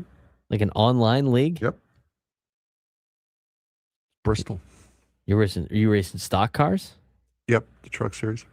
Do you have a little like setup with like a wheel and Mhm. stuff? Yep. You're in the truck series? Mm-hmm. How does this work? Is it just your friends, or are you in like an actual league with like a bunch of strangers? No, Or continue league with going? a bunch of other people. Oh, I didn't. Do you have to get promoted to go to the O'Reilly series? No. No, I'm in You that. just signed up for the Yeah. truck. Mm-hmm. Yep. And I'm in the O'Reilly series on Thursday nights. Are you in the Cup series? They don't have one. They don't have one. Mm-mm. Why not? Because they just, the cup car on iRacing is a little iffy. Oh. It's annoying. Do you guys follow the same schedule as? No. No. So you just have your own Mhm. schedule? Yep. Where are you at in this chase? Truck series, I'm second. Nice. I think I'm like 8 points back with 2 races to go. And the O'Reilly series, I've missed a couple races. So I think I'm like 7th or 8th. Oh, so if you miss a race, Yeah, you just don't get points for that race. how do you sign up for this league? Is this up through your PC or is this on a? Yep. So you have a PC setup. Yep. You have a crew chief? No. Anybody talking in your ear? No. Anybody telling you clear? You got a spotter? Yeah, there's a alternate system for that. Yeah. A third party program, if you will. A third party program. Do you pay for the third party program to have a No. spotter? No. You that can see one's yourself? that one's a free one. Interesting. See, I do some interesting things. Let's Not often, but slow things down here for Yeah, a not second. but often, yeah, but- okay. So you have league night on Tuesday and Thursday. Yes, he does. Yeah, is everybody's pit crew the same, or do you got to like pay extra for a better pit crew? yes, no, it depends on how you stop in the box. If you stop in the right spot, your pit crew, your stop will be a little bit faster. If you stop in a bad spot, then the crew has to move over, quote unquote, move over, and then the stop takes a little longer. Ah, interesting. So But you just yeah. have a bunch of rent. So you like sign up for a league? Yep. And that's it. Do you have to pay for the league? I did, yes. How much does the league cost? It depends, because these races do get broadcasted every now and again. Wow. Yeah, so they'll be Can we on. simulcast it on our YouTube page? I don't think we can simulcast it, but you can watch it. Can you stream your own? Yeah, I could. Yeah, you should be doing that. You should be streaming the league night of races. You don't want me doing that. No, I think we do. No, I think don't we think absolutely I do. really don't think you do. Probably don't want us to do that. I think that would be great. I bet you do. I bet you do think that would be YouTube chat. awesome. I know you would think this would be great. Why isn't that our commercial breaks? We should have some of those. Are you kidding me? Bleep out all the you can edit it yourself. I can edit it myself. You can edit yes. out all the bad parts where you rage quit. That was only once, and it was for a good reason. What place you finishing that day? 10th. Only because I didn't want a DNF when I knew the car could run. Go Aztecs would watch it. I bet you would. Come on. We should have the series. On Tuesdays and Thursdays, it's Frank in the Cup chase. He's in the chase. Come on, bro. You're in second place in this thing. I am in second, yes. We could make that a segment. The next day, the whole recap. How did Frank do? Put up the highlight here. Oh, wow. He really took turn 4 poorly. Are you kidding me? Come on. Scraby puts like recordings of him playing MLB The Show. That can't. I mean, there's no way he is better at that than you are at iRacing. Now, if you sucked at this, I wouldn't suggest this. The fact that you're in second and like top 10, come on, man. You know what? Everybody be locked in. You need the moral support. Next week is championship week. Maybe I will for next week. What about Thursday? This is the great week to do it because it's the All-Star break. You're racing tonight, are you not? Yeah. Fire it up. Let's go. I would need to get stuff set up. Like Oh, I'm not set up to stream right now. Just plug it in the, what's it called? OBS. Plug it in. Just plug it in OBS. It's not that hard. No, you got to worry about. No, he's got to like lock in of like what he can say. He starts yelling at somebody that cuts him off. Yeah, which you guys are going to hear a very, very different side of me if I do that.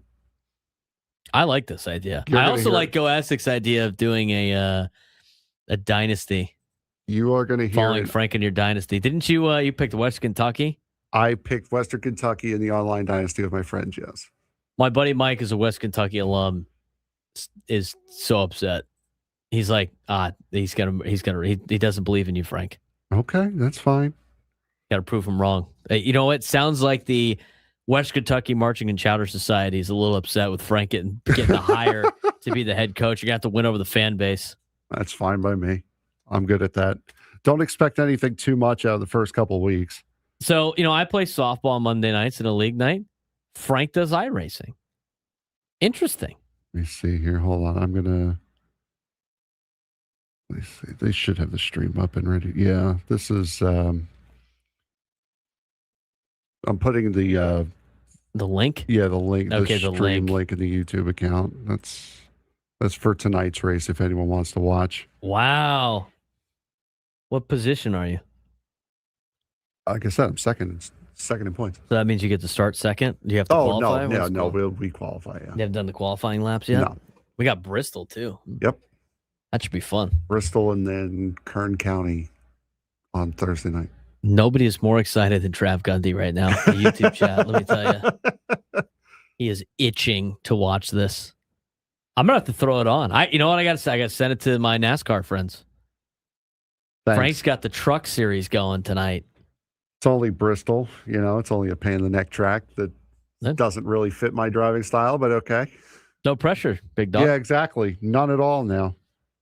We'll talk more Padres baseball here in the noon hour, getting to a World Cup date as well, but we need to get to today's sports thread hopefully involving Frank's iRacing. No. You know that group chat, the one that's always blowing up with the biggest sports takes, debates, and breaking news? You got barbecue back there, and you didn't invite me? Yeah, we've got that too. Welcome to the Sports Thread, where we break down the top 5 stories in sports, just like you would with your crew. Oh, no! Disaster! What a bad idea! No filters, no silence, just real talk. All right, Frank, what we got going on today in the sports world? We'll start with the World Cup. Number 1. Because why not? Norway's Cinderella run at the 2026 World Cup came to an end in the quarterfinals, but Erling Haaland and the Norwegian national team may have become the tournament's biggest breakout stars. Haaland matched the record for goals in a World Cup debut, while his personality, viral content, and Norway's fan favorite Viking Row celebration helped capture the attention of soccer fans around the world. Although they fell just short of the semifinals, Norway left the tournament as one of the biggest success stories and elevated the country's profile on the global soccer stage. Is making an unforgettable run and winning over fans around the world almost as valuable as lifting the trophy itself? Yeah, I'd say so. Is it more valuable? No, but it's almost as valuable, I would say. I think it's important to do that. I think that helps you out. I think that's because only one country is going to win, right? You got to find other elements to determine success or, that you can win in the World Cup. And I think that's one of them. I absolutely think that's a key factor in this. Did you see the picture of Haaland getting off the plane? What he was carrying? No. Was it like he was carrying all the extra food that they didn't need that they brought over the first time? Carrying a taxidermied raccoon statue. The raccoon so holding a bottle of alcohol. Oh my God. And the place where he got it from for like $750 has immediately sold out. Of course they have. Are they shipping them all to Norway? No, they're shipping them all here. Oh, nice. Number 2. As MLB and the Players Union begin negotiations on a new collective bargaining agreement, some of the game's biggest stars, including Paul Skeens, Bryce Harper, and Juan Soto, are the ones that make a ton of money. Not Paul Skeens yet. Are drawing a firm line in the sand against the salary cap. With the current labor deal expiring at the end of this season, both sides acknowledge that there's plenty of time to negotiate, but the players insist a cap is a non-starter and warn that a work stoppage remains possible if no agreement is reached. The looming labor battle could become the biggest off-field story in baseball over the next year. This is a stupid question. Would a salary cap make Major League Baseball more competitive, or would it unfairly limit player spending power, earning power? It's going to happen. At this point, it's going to happen because the owners are not going to back down, and they're viewed favorite.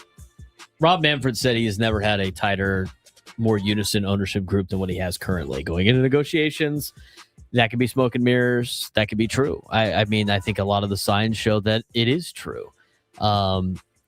And right now, again, the rift in the Players Association is between the guys that you just mentioned and the top 1% and everybody else.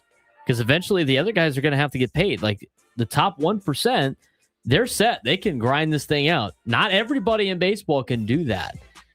They have to go out there and get a paycheck.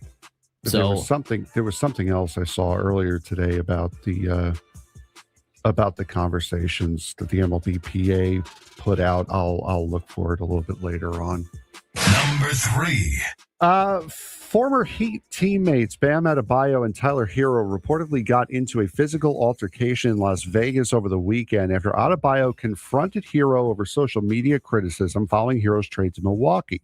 While both the Heat and Bucks declined to comment, the incident has sparked question about the lingering tension between two players who spent 7 seasons together in Miami. The reported confrontation serves as a reminder that even successful teammates can carry unresolved issues after a high-profile split. When former teammates air grievances publicly, should they handle it privately, or is criticism fair game once they're no longer on the same team? I mean, they probably should have handled this privately. I mean, I don't know why. I mean, why air anything out at this point?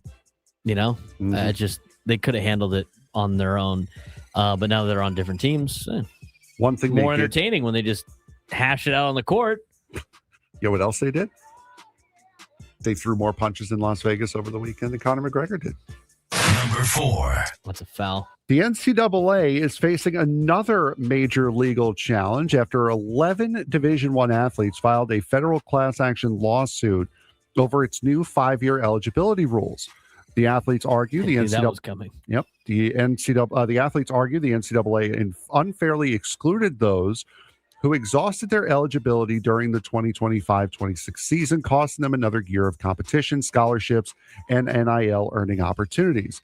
If the lawsuit succeeds, it could dramatically reshape college sports by reopening eligibility for thousands of athletes across multiple sports.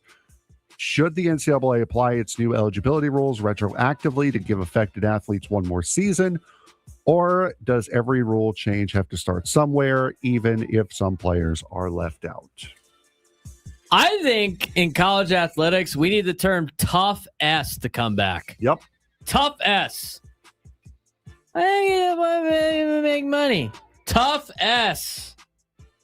I'm tired of these college athletes whining, bitching, moaning, complaining about like getting hosed. There's no better time in the world to be a college athlete. Tough S. You had your years to participate. There they were. You had your years to make an IL. You had your years.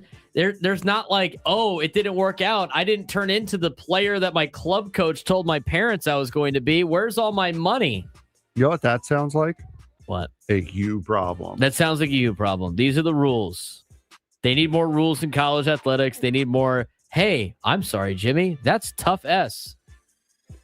Have fun working on in the next part of your life. You don't have to go home, but you can't stay here. Yep. Number 5. All right, last one. Yankees ace Cam Schlittler will attend the MLB All-Star Game, but has decided not to pitch, choosing to prioritize his health and routine ahead of the second half of the season. With an AL Best 2.05 ERA, Schlittler and the Yankees believe skipping an appearance on his normal recovery day is the smartest long-term decision as New York gears up for a playoff push. His next start is expected to come against the Dodgers after the All-Star break. Should All-Star pitchers prioritize regular season routine over appearing in one game, or is pitching in the Midsummer Classic part of the responsibility that comes with being selected? I think it comes with the responsibility of being selected. If you got picked to play on this team, you should go out there and play. The fans want to see you guys go out there and play. It's a showcase for the fans. They already don't really do. They don't like cater to the fans as it is right now. It'd be nice for them to go out there and pitch in a game for them, play in a game for them. I think a lot of players are missing that. I think a lot of players still honor that. I mean, I think guys like Freddie Freeman, right? Guys that have made all-star games all the time. They'll go out there and play. Guys who've been there, done that. I think you need more of that, and less of the like, I'm worried about this, I'm worried about that. I mean, come on. They need to be able to. They got. If you get picked to play in this thing, go play in this thing. At this point, otherwise they're not going to have one much longer. 833-288-0973. 833-288-0973. We need to get to our World Cup date. We need to talk about Padres deadline. We got a lot to get to still. 2 hours in, 2 hours to go. Braden Surprenant Show, San Diego's Urban Sports Station, 97 through the Fan.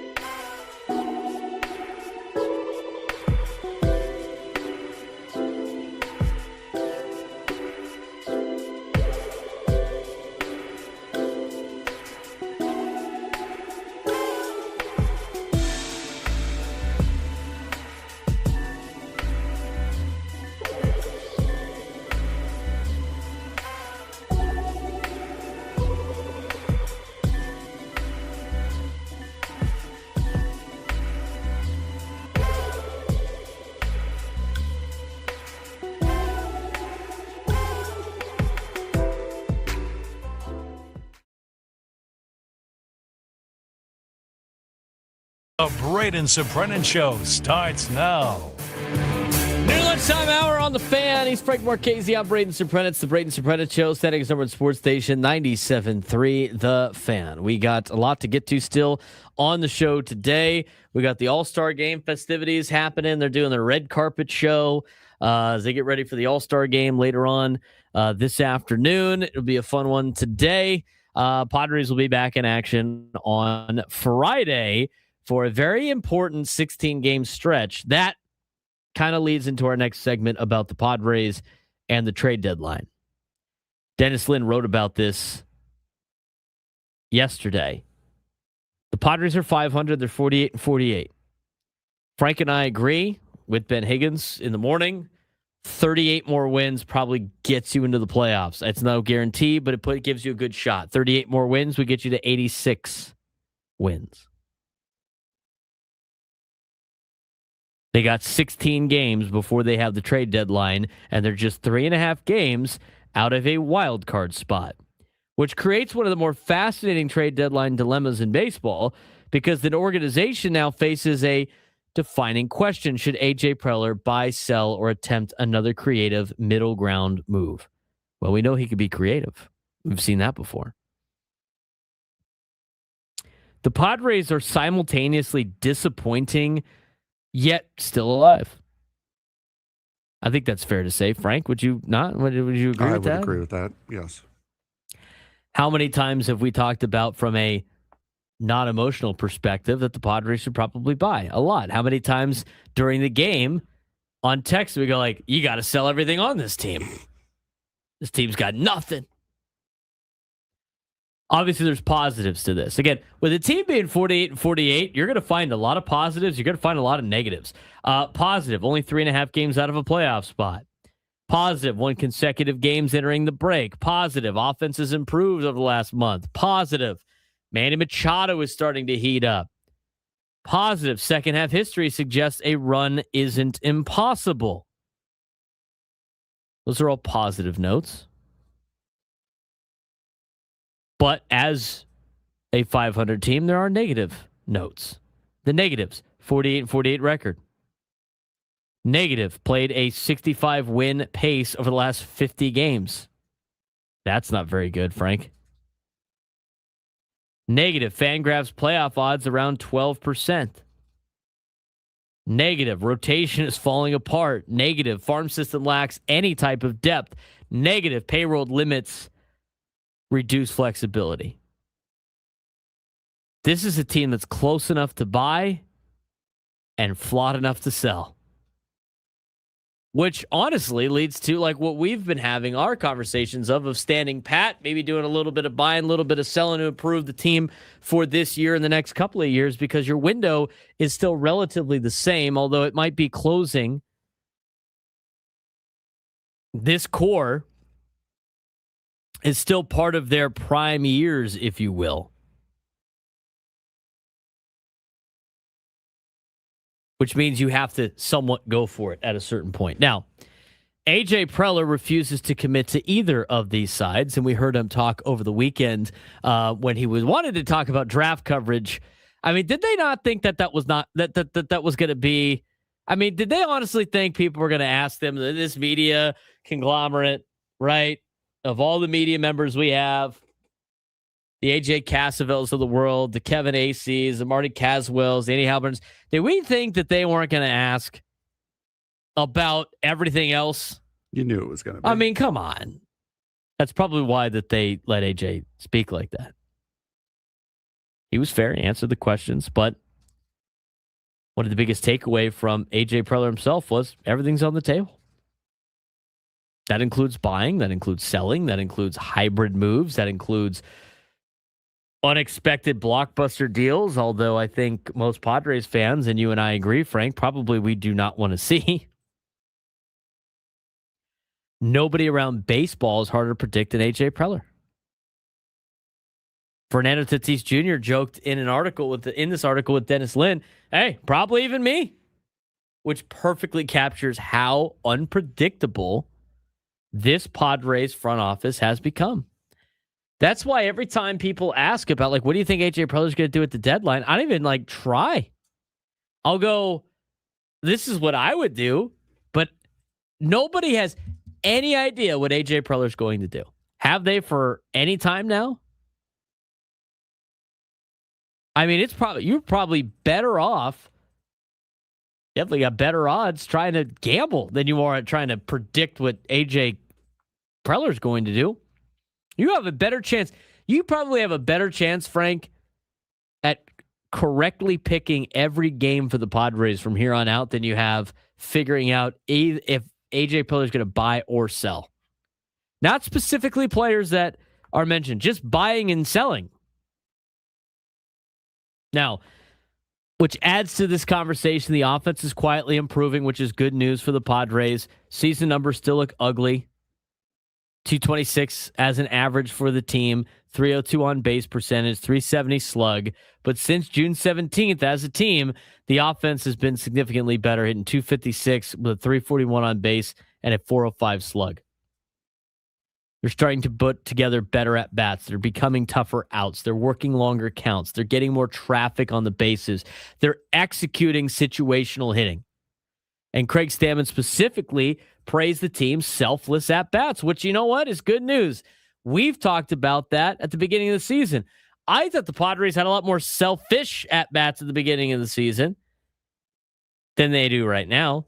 It's good that they're finally putting together selfless at bats. And Frank, as we talk about this offense, it is slightly improving. It needs to improve more, but that's a major factor going in these next 16 games about whether or not AJ Preller buys or sells. And on top of that, what he could potentially buy or sell if all the stars start to wake up like they are slowly starting to do. Yeah, they are. And there are still some guys that need to come out of this stupor, being Jackson Merrill and Xander Bogaerts really are guys that need to start waking up. Fernando will get his time off now. Manny's been looking good lately. You're getting surprise contribution from Jake Cronenworth. Surprise meaning how much he's contributed, and based off of how he started this season, it's been a surprise contribution from him. Gavin Sheets has also been very hot and cold, streaky this year. Miguel Andujar has kind of slowed down a little bit after his hot May and June. So there are guys that can definitely give you a little bit more than what they're giving you right now that can really determine where this team goes in August and September. Manny Machado is becoming Manny Machado again. Mm-hmm. I mean, we heard that first of all, we've seen it. Kevin Acee wrote about it. AJ Cassaville has written about it. Dennis Lin has written about it now. Team leader in home runs, team leader in RBIs, 7 home runs over his last 21 games, batting average back above 200 on the year. 3-hit game on Sunday. Tatis said this about Manny Machado. It's Manny being Manny. Jackson Merrill said he's locked in. Craig Stammen, the manager. Padres have always gone how Manny goes. Manny is starting to trend in the right direction. There is no surprise that the offense is starting to follow suit. Starting pitching is a massive problem that remains the biggest concern for this team as we wrapped up the first half and the ceremonial first half of the year. The offense is improving. The rotation is not. One startling stat that Dennis Lin puts in his article from yesterday, only Michael King has completed 6 innings since June 4th. I'm going to repeat that. What day is it today? The 14th of July. The 14th of July. The last game that the Padres played before the deadline was what day? July 12th? Yes. And only Michael King has completed 6 innings since June 4th? Bruh. June 4th. Since June 4th, only Michael King has completed at least 6 innings. At least.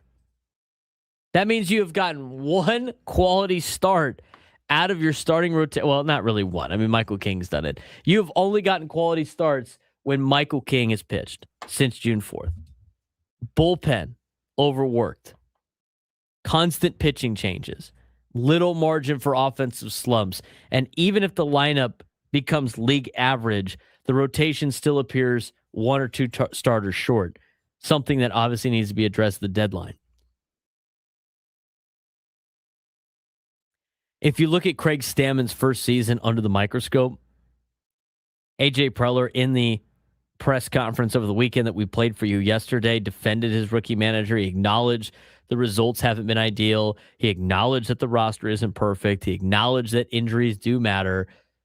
But Craig Stammen continues emphasizing consistency, avoiding emotional swings, team first baseball, and whether that's enough remains one of the biggest unanswered questions of the season. And we'll see how he finishes the second half. I'm curious to see, as much as we talk about players making adjustments to the league and players making adjustments throughout the season, this is the first time we get to see Craig Stammen make an adjustment at the All-Star break, getting ready for the second half of the season. Yeah, and this is going to show a lot of what Craig Stammen can do as a manager, is how this second half of the season turns around. Do what you got to do now. Get ready to go. You're coming off with a rather weak schedule. I'm going to get to that in a second. I saw that. Did you see what the rankings are? No. Hold on to that for a second. I meant immediately coming out of the break. Hold on to the schedule for a second. I'm going to get to that, and then we're going to talk about where it ranks. We have seen multiple seasons so far this season. You had the opening slump, 2-5. You had the huge surge where they won 27 of their next 40 and passed the Dodgers in the NL West. And then you saw the major collapse of being 19-30. You know what that tells me? Inconsistency, which explains why the front office has such a difficult deadline decision. And deadline needs are obvious. I mean, as of everything that we've told you, Frank, what are your needs right now with this team? Main need, glaring, rotation. Mm-hmm. Second, more offense and depth in the outfield. Third, maybe bullpen is trying to give you some help with some of the arms that have been used a lot. The problem with this deadline, too, of course, is the farm system complicates everything. Unlike previous seasons, Padres no longer possess a deep prospect pool. Buying now means sacrificing again, remaining top prospects, maybe, organizational depth, future flexibility. But the schedule defines everything. The Padres have 16 games before the trade deadline. Those 16 games may determine whether Preller buys aggressively, buys cautiously, sells, or creates another hybrid roster. Essentially, the players control the deadline. And that's going to come down to 16 games. They go 11-5, likely buyers, probably aggressive ones. 5-11, selling becomes obviously a little bit more realistic. They go 8-8, you're kind of still stuck in the middle right now of what you do at the deadline.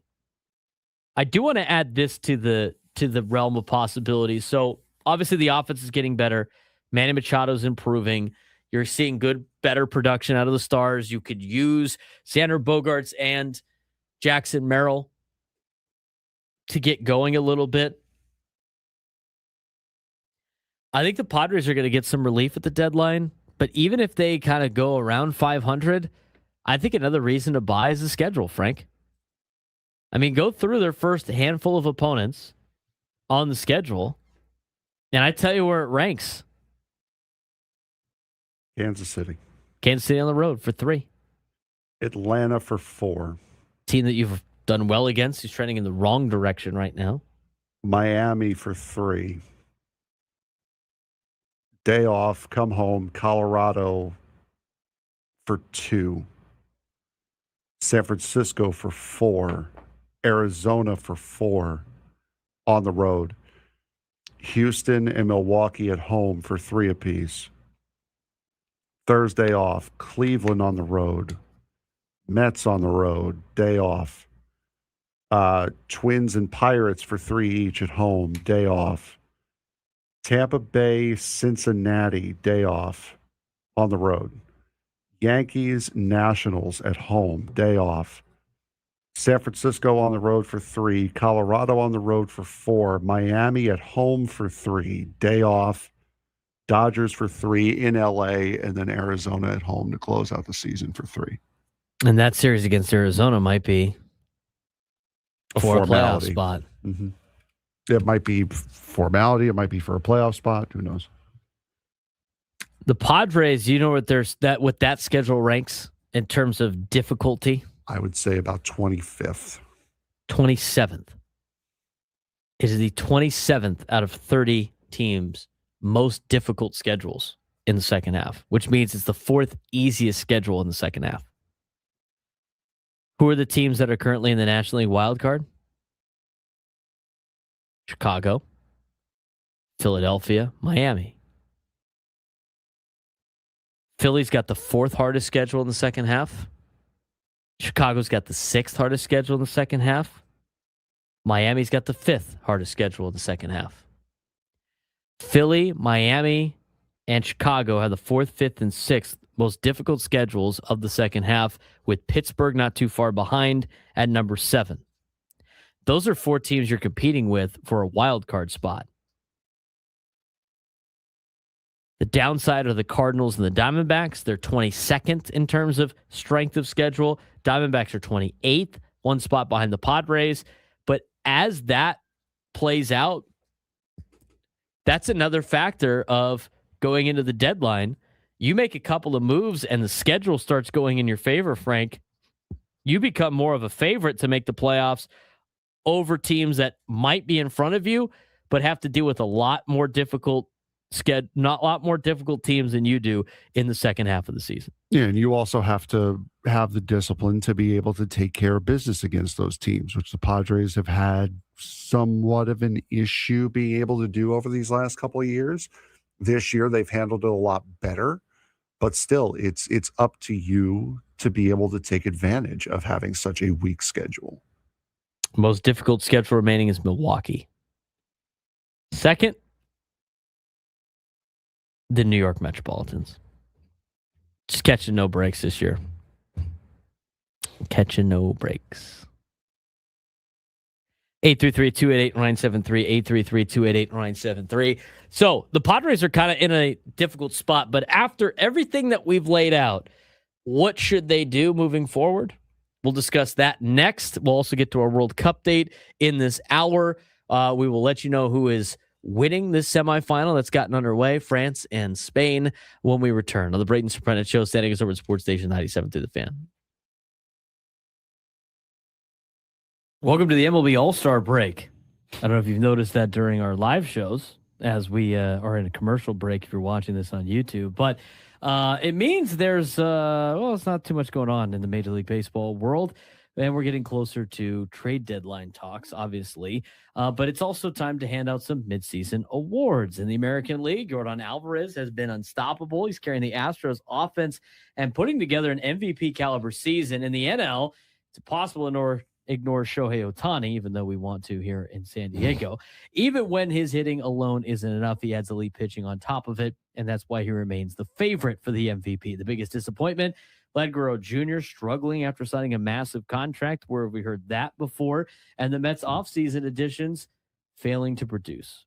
Why do you put that in there, Frank? I don't know. Why do you torture yourself? The biggest surprise have been the breakout stars. Jacob Mizorowski dominating hitters with his historic fastball. Kevin McGonigal looking like a future superstar. Padres closer Mason Miller becoming one of baseball's most unhittable pitchers. Second half is coming. Will the superstars continue to rule baseball, or are we watching the new generation take over? MLB reaches the All-Star break. Time to hand out some hardware of some first half awards, Frank. Yeah, we'll start off with the American League MVP. Yordan Alvarez has been so good. He has been carrying the Houston Astros lineup and putting together one of the most dominant offensive seasons in baseball, threatening to finish among the league leaders in every major offensive category: runs, hits, homers, RBIs, on base, slugging, OPS. What makes this season even more impressive is the context. The Astros are not the same offensive machine that we saw in previous years. They have so many holes in that lineup, but Alvarez has been the one consistent potential triple crown watch for a guy like Yordan Alvarez at this point. In the National League, can you give it to anybody besides Ohtani again? I mean, you could.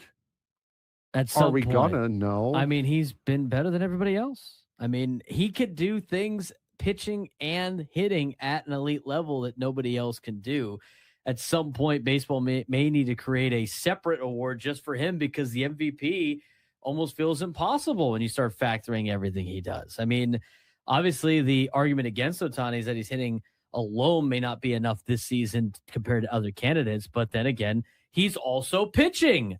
And that's what separates him from everybody else, which coincides with why I dislike awards to begin with, because we get to a point where he's just going to win every single year. Pete Crow Armstrong, Kyle Schwarber, they're having tremendous seasons, but they're also not pitching at an elite level. They're just doing one thing. This guy's continued to do two. And if he does one of those things elite, it's usually enough for an MVP award, because you could do two things. You count for two players, and a lot of the rules are set in favor for you, which is kind of why it's a little weird that he's not playing in the All-Star game. I mean, for everything Major League Baseball has done for this guy, separate rule, allowing him to defer money, putting in another rule where he is allowed to pitch and hit. I mean, yeah, you would think he'd show up and take a hack at least at the All-Star game, right? Yeah, one would definitely think. One guy who is not taking a hack at the All-Star game because he declined it, Vladimir Guerrero Jr. He has been probably the LVP, least valuable player. Right now for Toronto. This might be the most shocking selection of the group. A player who just signed a massive contract, was expected to be the face of the Blue Jays offense, has been struggling badly. His power, much the same way as we saw with another junior this season, his power is gone. His power has completely disappeared. He's not been able to drive the ball consistently in the air. And for a team with postseason expectations, his struggles have been really, really devastating for Toronto, as we just saw here last weekend. Yeah, the Blue Jays obviously need the superstar of Vlad Guerrero Jr. in the second half if they want to compete, as they're 2.5 games out of a wild card spot as of Monday. The Mets, NL LVP, least valuable player, is the entire team. This season has not gone according to plan in New York. The Mets have had several major additions in which they expected to build a championship contender, but injuries and underperformance have created a nightmare scenario. Marcus Semien has struggled. Luis Robert Jr. has dealt with injuries. Jorge Polanco has barely been available. Even Freddie Peralta, who is expected to anchor the rotation, has not lived up to expectations. The Mets have entered a year with big expectations, but the first half has been defined by disappointment. But you look at the list of cast of characters. I mean, Marcus Semien is old. Trading for him to try to help your middle infield was always a head-scratching move, considering the amount of money that he was owed. Luis Robert Jr. has not been anything close to what he was at the beginning part of his White Sox career, and has always dealt with injuries. Jorge Polanco has barely. Big Bang Banking, it's better. He's Frank Marchese. I'm Braden Surprenant. This is the Braden Surprenant Show. Static is over Sports Station 97.3 The Fan. We're going to get to the World Cup date in just a little bit, but we go to Frank for our mini World Cup date because we have a score update in the semifinal between France and Spain. Spain leads 1-0. Thank you. It was a penalty kick, penalty surrendered by France. Spain scoring from the spot. Magnan guessed right, just didn't guess the height of it properly. Going into the hydration break right now, into the 25th minute, currently 1-0 Spain. Spain bearing it home. What's their consecutive? I think it's 36 now? I think, yeah. I almost said winless streak, but it's unbeaten streak. They have not lost in 36 consecutive contests. That doesn't mean they haven't tied. Anyway, let's get to the Padres deadline here, Frank. We laid out everything that determines this deadline today. New ownership group, starting pitching going south, Manny Machado starting to heat up, offense starting to heat up, where they're at record-wise, where they're at in the standings, what the strength of schedule is coming up, how many games they have left before the trade deadline. We are going to do the impossible and try to predict, not really, but throw our own input on what the Padres should do strategically to attack this deadline. I honestly don't think what happens in the next 16 games really matters. I think they have already made their decision on what they're going to do. I think the only thing that changes that is that the Padres go like 3-13 in their next 16 games. Obviously, that would be a massive change. But this deadline, Frank, is interesting because the Padres are in a they're in a spot of could buy, could sell, buy heavy, buy on the margins. I think the only thing that this club will not do is trade and make a blockbuster move. I think everything else is on the table. I think this team is going to add potentially at the margins a little bit more than anything else. And I don't necessarily know it's going to be. I think they get one pitcher. And then I think they get a rental bat. But honestly, I think where the Padres are at, I think Tony was on it a month and a half ago. I think they're going to have to find somebody that's a payroll pickup to make anything work.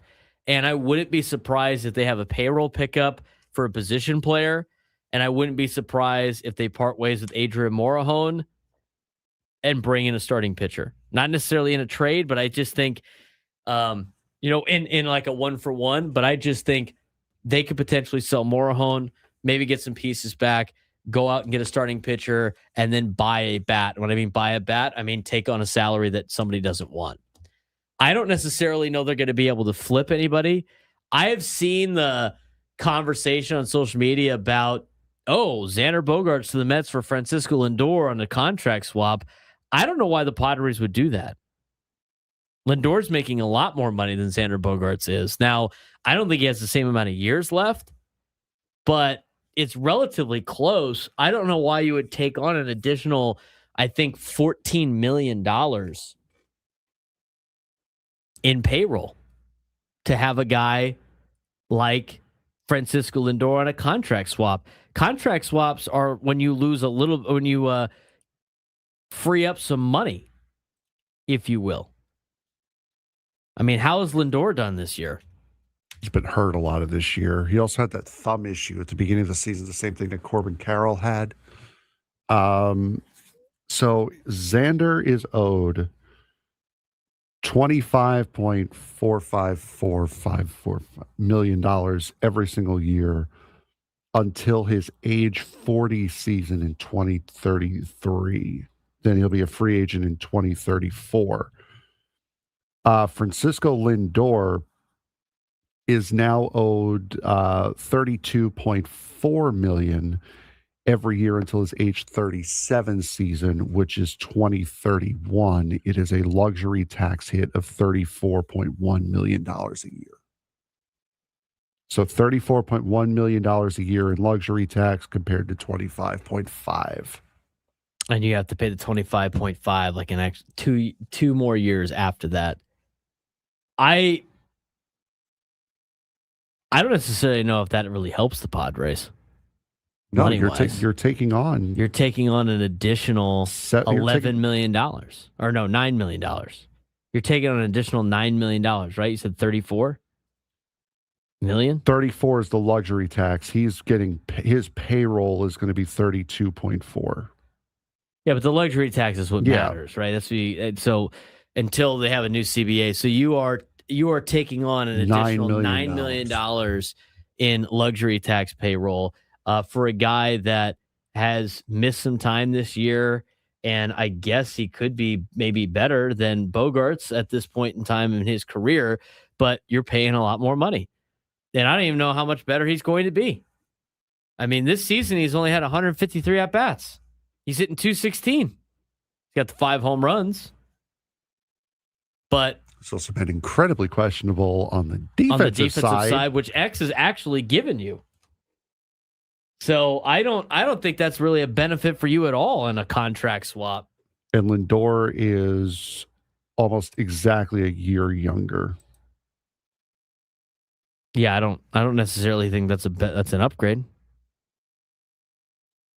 You're basically trading for the same guy, except he's more expensive. No thanks. No thanks. There's no benefit to that. No. So I don't think that's going to happen.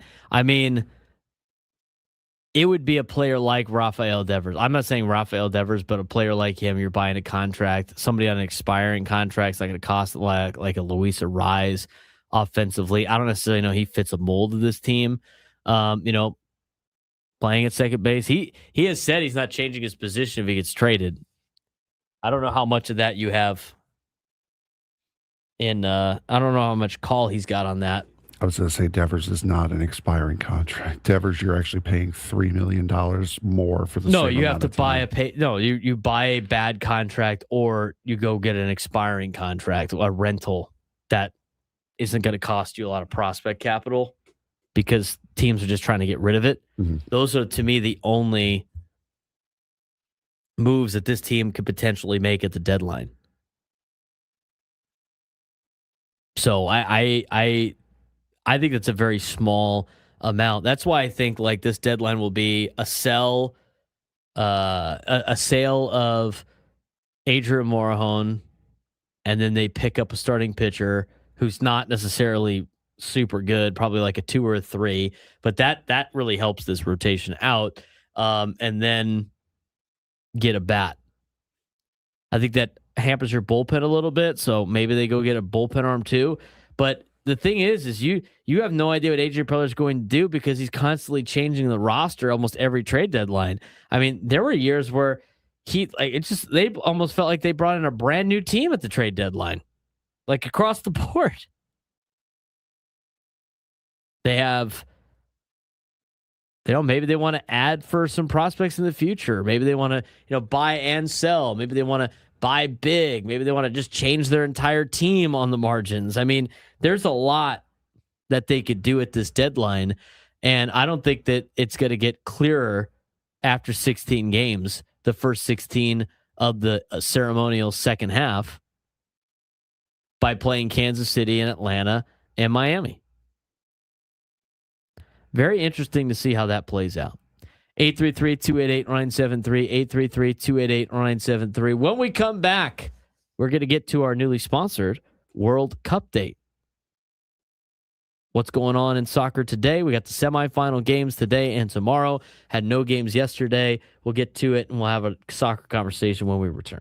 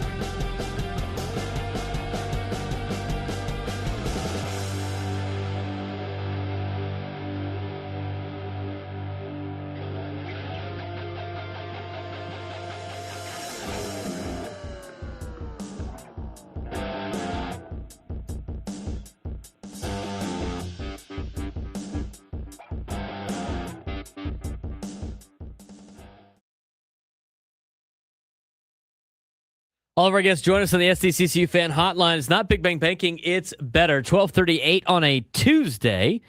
Mike Marchese, Braden Surprenant. We have the All-Star game coming up tonight. One representative for the Padres in the All-Star game. It is Mason Miller.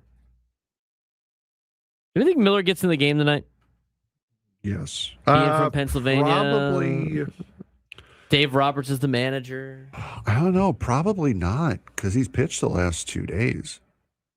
I don't know. Well, I mean, he didn't pitch yesterday, but All right, he pitched 2 of the last 3 days. Then you want to be smart about it, right.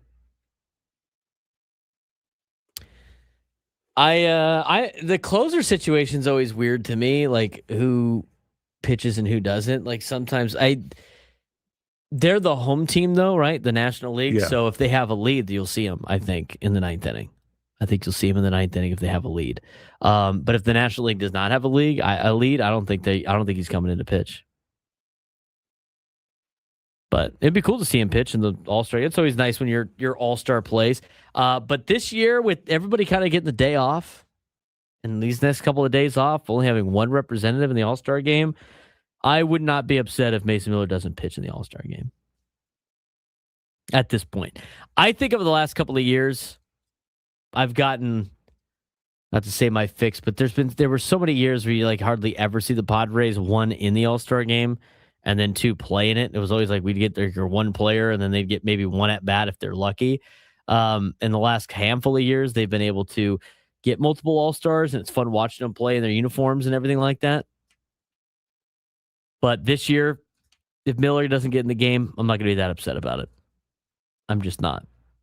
But we got soccer action right now. Spain has a 1-0 lead on France in the 41st minute of the first half in the semifinal of the World Cup. This World Cup report is brought to you by Harris SoCal. Catch the final on July 19th at the First Down Sports Bar or join our massive ticketed event at the event center. Don't just watch history, be part of it in Funner, California. Let's get to today's World Cup date. Yeah, so as we mentioned during the last segment, Spain with a penalty kick goal, putting them up 1-0. They're currently in the 42nd minute, or going into the 42nd minute of the match. The only match in town today, the only game in town for today's game, for today, England versus Argentina will be tomorrow. That will also be at noon Pacific time on Fox. Then on Saturday will be the third place game between the loser of this match and the loser of England, Argentina. That will be at 2 p.m. on Fox. And then on Sunday will be the World Cup final at 12 p.m. on Fox. Yeah, that's that's how fast this thing has gone through. And so we got 3 games left. Yes. This one, ooh, wow, that's a heck of a save coming out there for the was that the Spanish goaltender? Yep. Mm-hmm. We have today's game, we have tomorrow's game, we have the championship, we also have the third place game as well as part of this conversation. But the World Cup's been fun. I've enjoyed watching it. But right now you have a very interesting situation with the World Cup in terms of this is like watching the 4 number 1 seeds in the NCAA tournament battle it out in the semifinals. I mean, it's the World Cups are the world's top 4 FIFA ranked teams: Spain, Argentina, France, England, all in semifinals. And while it appears to be a natural outcome of the best teams winning, you know, New York Times and The Athletic had an article that argued it's not entirely coincidence. FIFA intentionally altered the tournament draw for the expanded 48-team World Cup to maximize chances for this exact scenario occurring. For the first time in World Cup history, FIFA intentionally separated the 4 highest-ranked nations before the tournament, where Spain paired opposite of Argentina, France paired opposite of England. Each occupied its own quarter of the knockout bracket. If all 4 teams won their groups, they would not be able to meet each other until the semifinals, which mirrors the NCAA tournament, the Champions League, other seeded tournaments, Wimbledon. very brand new for FIFA, not necessarily brand new for sports. What do you think about that, Frank? What do you think about FIFA altering this so they could potentially get the top 4 nations in the semifinals? I mean, it's like you said with college basketball. It's like having a number 1 in each end of the bracket. I mean, that's really all it comes down to. So it's not like it's an unprecedented thing here that we've seen. As I think that was a foul on Fabian. Okay. But anyway, I really don't see it being too, I don't see it being like championship breaking. You want to see these big names, you want to see these big countries play each other the latest possible chance that they can. You don't want to see, especially this year, you wouldn't have wanted to see this match, France versus Spain, in the round of 32. Like, that would not have been good. But so I don't mind it. I don't mind how they bracketed it and how they changed it, if I'm honest. I don't either. I mean, this is what the seeding gives. For most of these tournaments, you want to see upsets early and you want to see the best 4 teams late, right? Like, that's the ideal tournament. That's why the NCAA tournament's fun, because you have some like chaos early. And if these top teams survive the chaos, you have yourself a really good semifinal.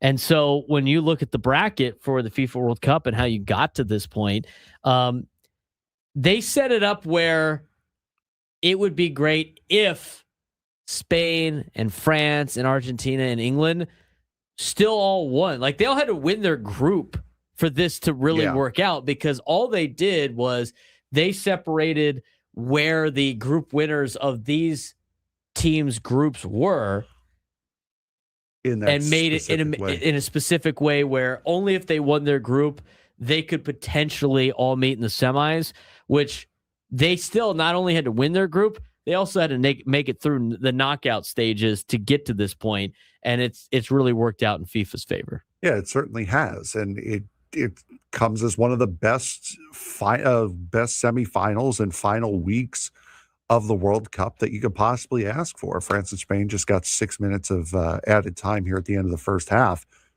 So I mean, it's been a really fun tournament, and these games have only emphasized how good this tournament has been thus far. And now Spain, you think France would win this game. I mean, it seems like a game that France would win, but Spain has said consistently over the course of the last couple of days that they feel like they have France's number this time, that France is not going to be able to do to them this time what they did to them last year. And right now they got fortunate with the penalty, but they've also been looking like the more complete attacking team here. And France, as we mentioned on the break update that you guys saw earlier today on YouTube, France is really the only team that hasn't gotten scared at some point during this World Cup. I mean, Spain had their opening match against Cape Verde.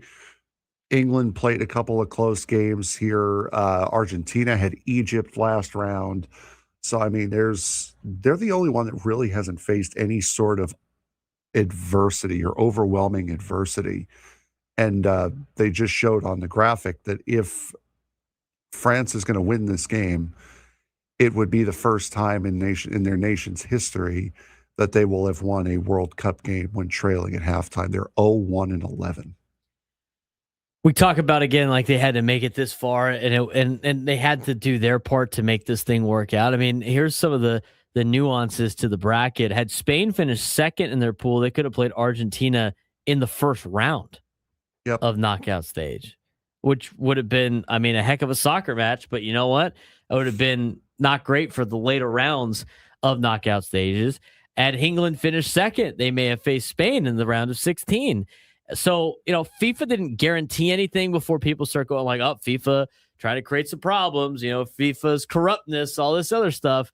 They just simply created the most favorable path possible if the top 4 nations took care of business themselves. And all 4 did their part. I mean, Spain went through Austria, Portugal, and Belgium in the knockout stage. Argentina went through Cape Verde, Egypt, and Switzerland, as you mentioned, Frank. France went through Sweden, Paraguay, and Morocco. England defeated Congo, Mexico, and Norway. I mean, some paths were very difficult, like England beating England beating Mexico. Spain eliminated Portugal and Belgium, very difficult teams.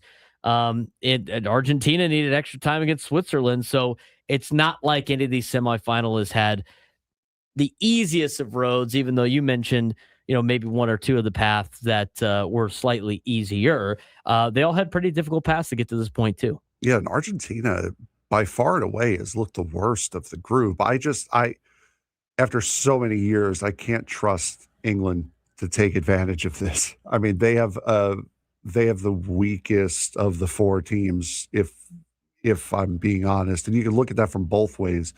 If you're an Argentina fan, you're looking at it as, okay, England's the worst of this Final Four. And that's not saying that they're bad either. It's just they're the worst of the group. And if you're an England supporter looking at Argentina, you're like, okay, of the Final Four, these are the ones that have had the most, these are the guys that have had the most trouble. And they're the ones that have looked the worst throughout this tournament. So it's one of those back and forth. Tomorrow is going to be a really, really good game. This is going to be a good game. France and Spain, it's going to be and has been a good game for a completely different reason as to what tomorrow is going to be. Since FIFA rankings began in 1992, never before have the pre-tournament top four all reached the semifinals. In 2010, Spain and Netherlands did, but Brazil and Portugal failed to make it. In 2014, Germany and Brazil made the semifinals. Spain and Portugal failed to do it. In 2022, Argentina and France made it. Brazil and Belgium failed to do so. Normally, only two of the top four survive, and this year all four did. So it is pretty remarkable that we have gotten the semifinals that we have gotten. Yeah, so you can quote unquote rig it however you want. The teams also have to play the game, and the teams have to get through and do their part in it. And if they don't, then all that quote unquote rigging means absolutely nothing. So the teams got done exactly what they needed to get done in order for this to happen, and good on them for it. Yeah, they didn't manipulate the results. No. They manipulated the opportunity. They still set it up where they had to have the opportunity. And they had to redo the bracket anyway because of the fact that they added more teams, right? They needed to create a round of 32. It wasn't just the top winner of every pool and the runner-up of every pool. They had to throw some 3 seeds in there as well. So every sport protects top seeds in their brackets. Teams still have to win. Better regular season or ranking performance deserves some type of reward. I think we all agree on that. But that doesn't mean like the top always make it through. I mean, they had for a longest time in the NCAA tournament, not only did they have a 16 seed never win, which they have now gotten 2 of those, but they for a long time never had all 4 1 seeds make the Final Four. Mm-hmm. So it's not like it's an easy thing for any of these teams. So doesn't surprise me that they did this. I don't think it's foul play. I think it's great. And I would expect future tournaments to frequently feature higher ranked semifinalists because I think they're going to set it up where the top 4 teams in the world will have separate paths as long as they take care of business. Yeah. And again, that's exactly it. It's, you can set it up and manipulate it to where you can have the 4 best teams play, but it's up to those 4 best teams to do the job and get their job done, just like the NCAA tournament. You don't have the number 1 seeds play each other every single year because some of them don't get the job done. These guys did, and everything worked out in their favor individually as a nation and in FIFA's favor as well. France is down 1-0 to Spain as they're getting close to wrapping up the first half. They just wrapped up the first half. What does France have to do in the second half to get back into this thing? Score 2 goals. Yeah, obviously. No, they're going to need to put a little bit more on the attack. Spain has been very, very good. They've been forcing the ball down to the French defensive end.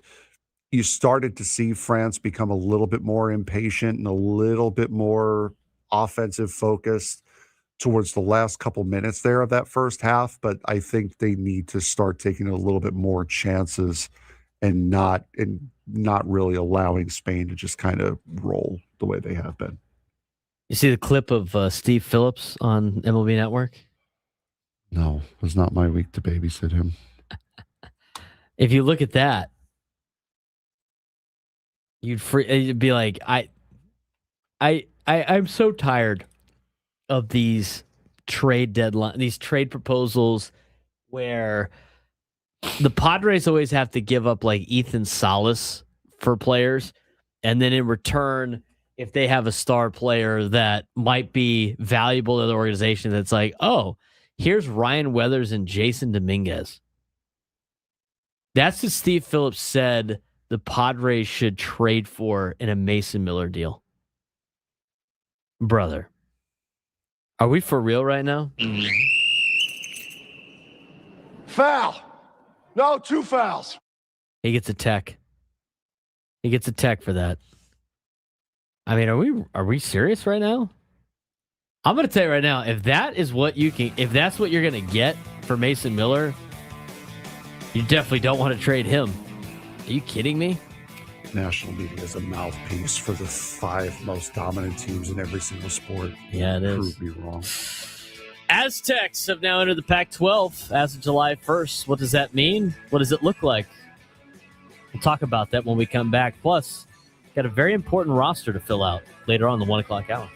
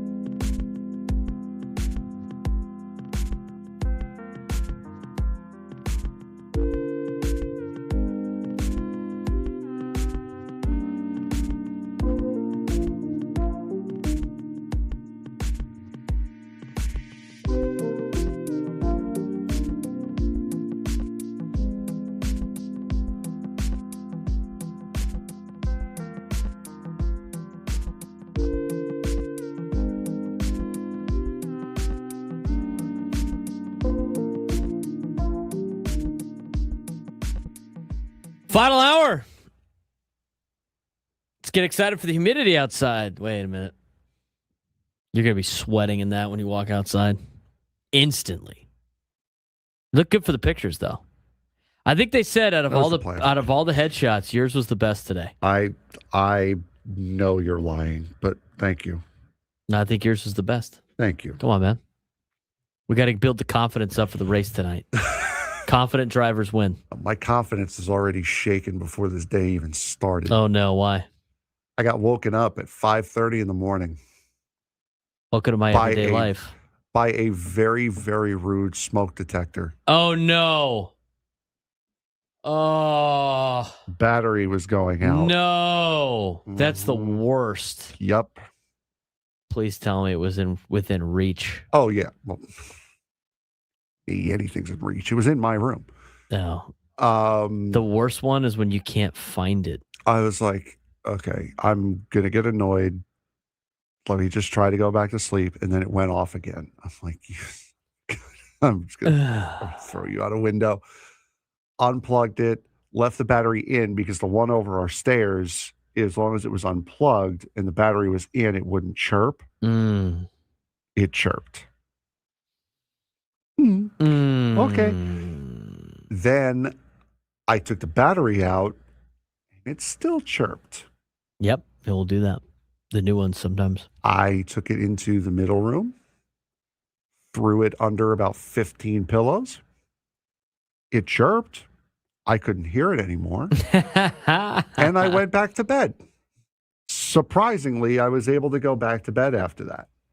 When I was in college, the apartment I was in, there was a downstairs and there was an upstairs, and there were like townhome looking buildings, right? There were like individual. It was like a house next to a house, and then each floor was a different unit, and there was a 4-bedroom, 2-bath on each floor. And the landlord owned like a bunch of them in Fort Worth, and he rented out like the house that he had, and he just lived in a 1-bedroom like ADU in the backyard of the house. But anyway, these apartments that they had, ours had the smoke alarms, right? The smoke detectors. They were all hooked up together. So if one battery was out, all of them made the noise. So you had to figure out which one needed to be replaced. And I remember that happening like in the middle of the night, like 2 or 3 in the morning.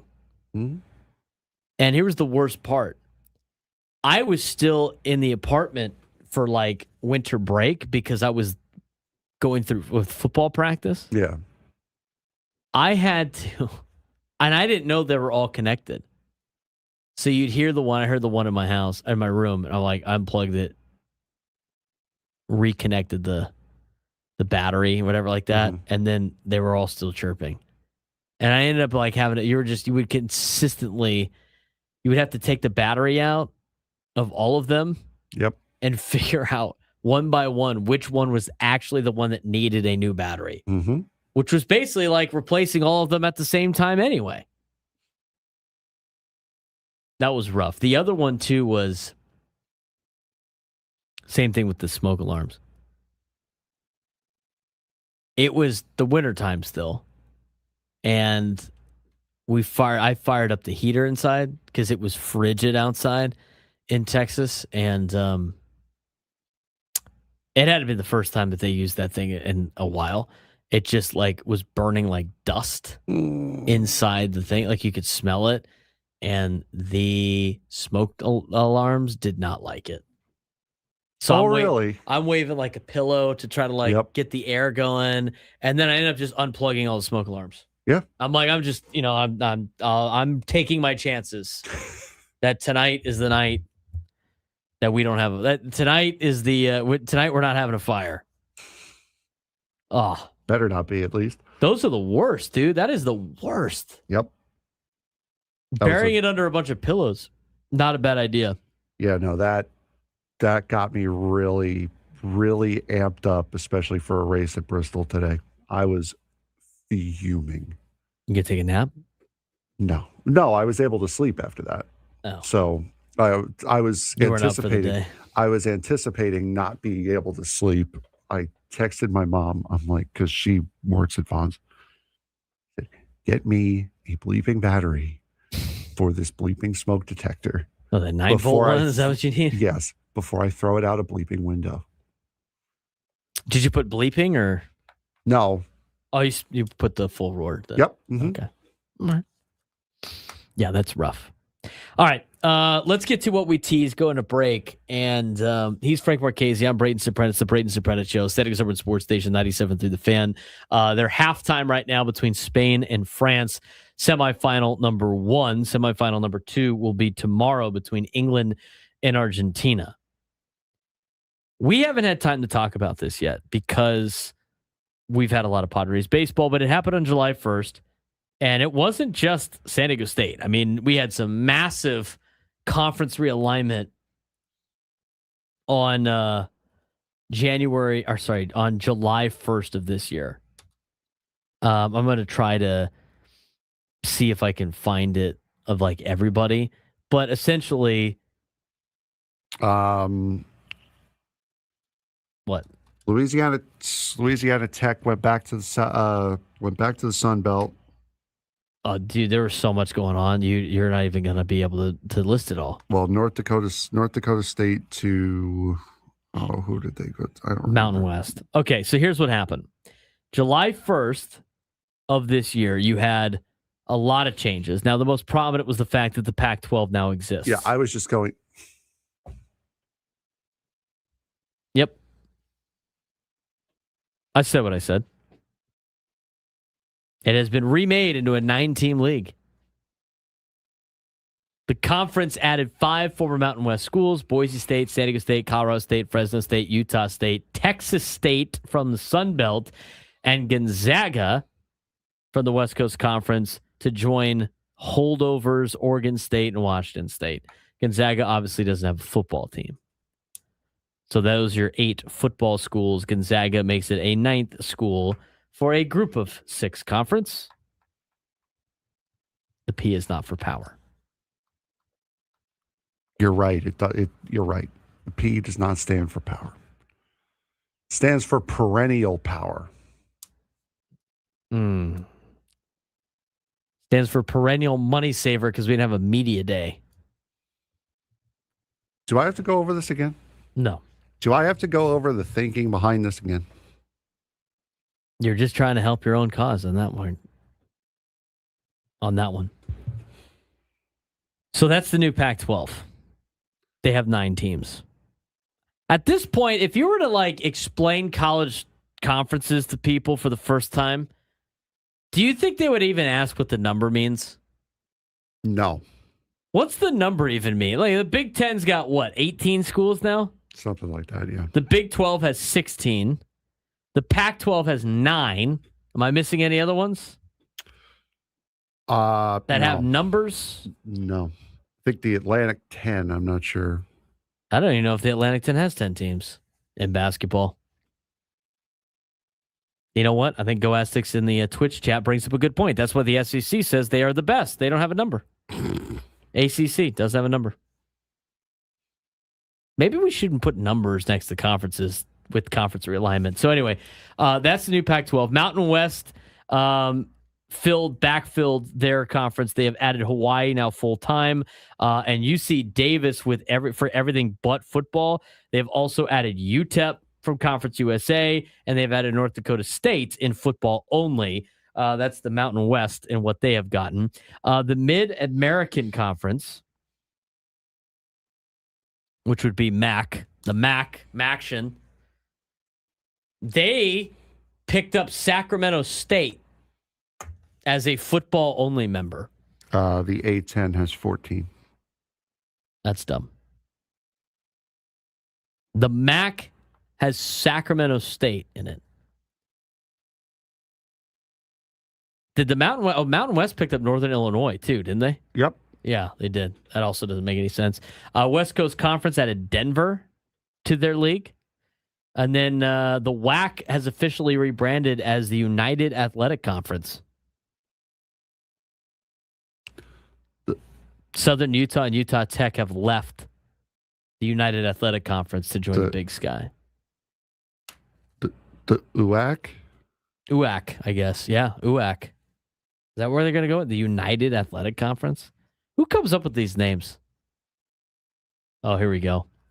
Yahoo Sports has a college football realignment tracker, and they start off by going Power 4, ACC, Big 12, Big 10, and SEC. Aren't they missing one?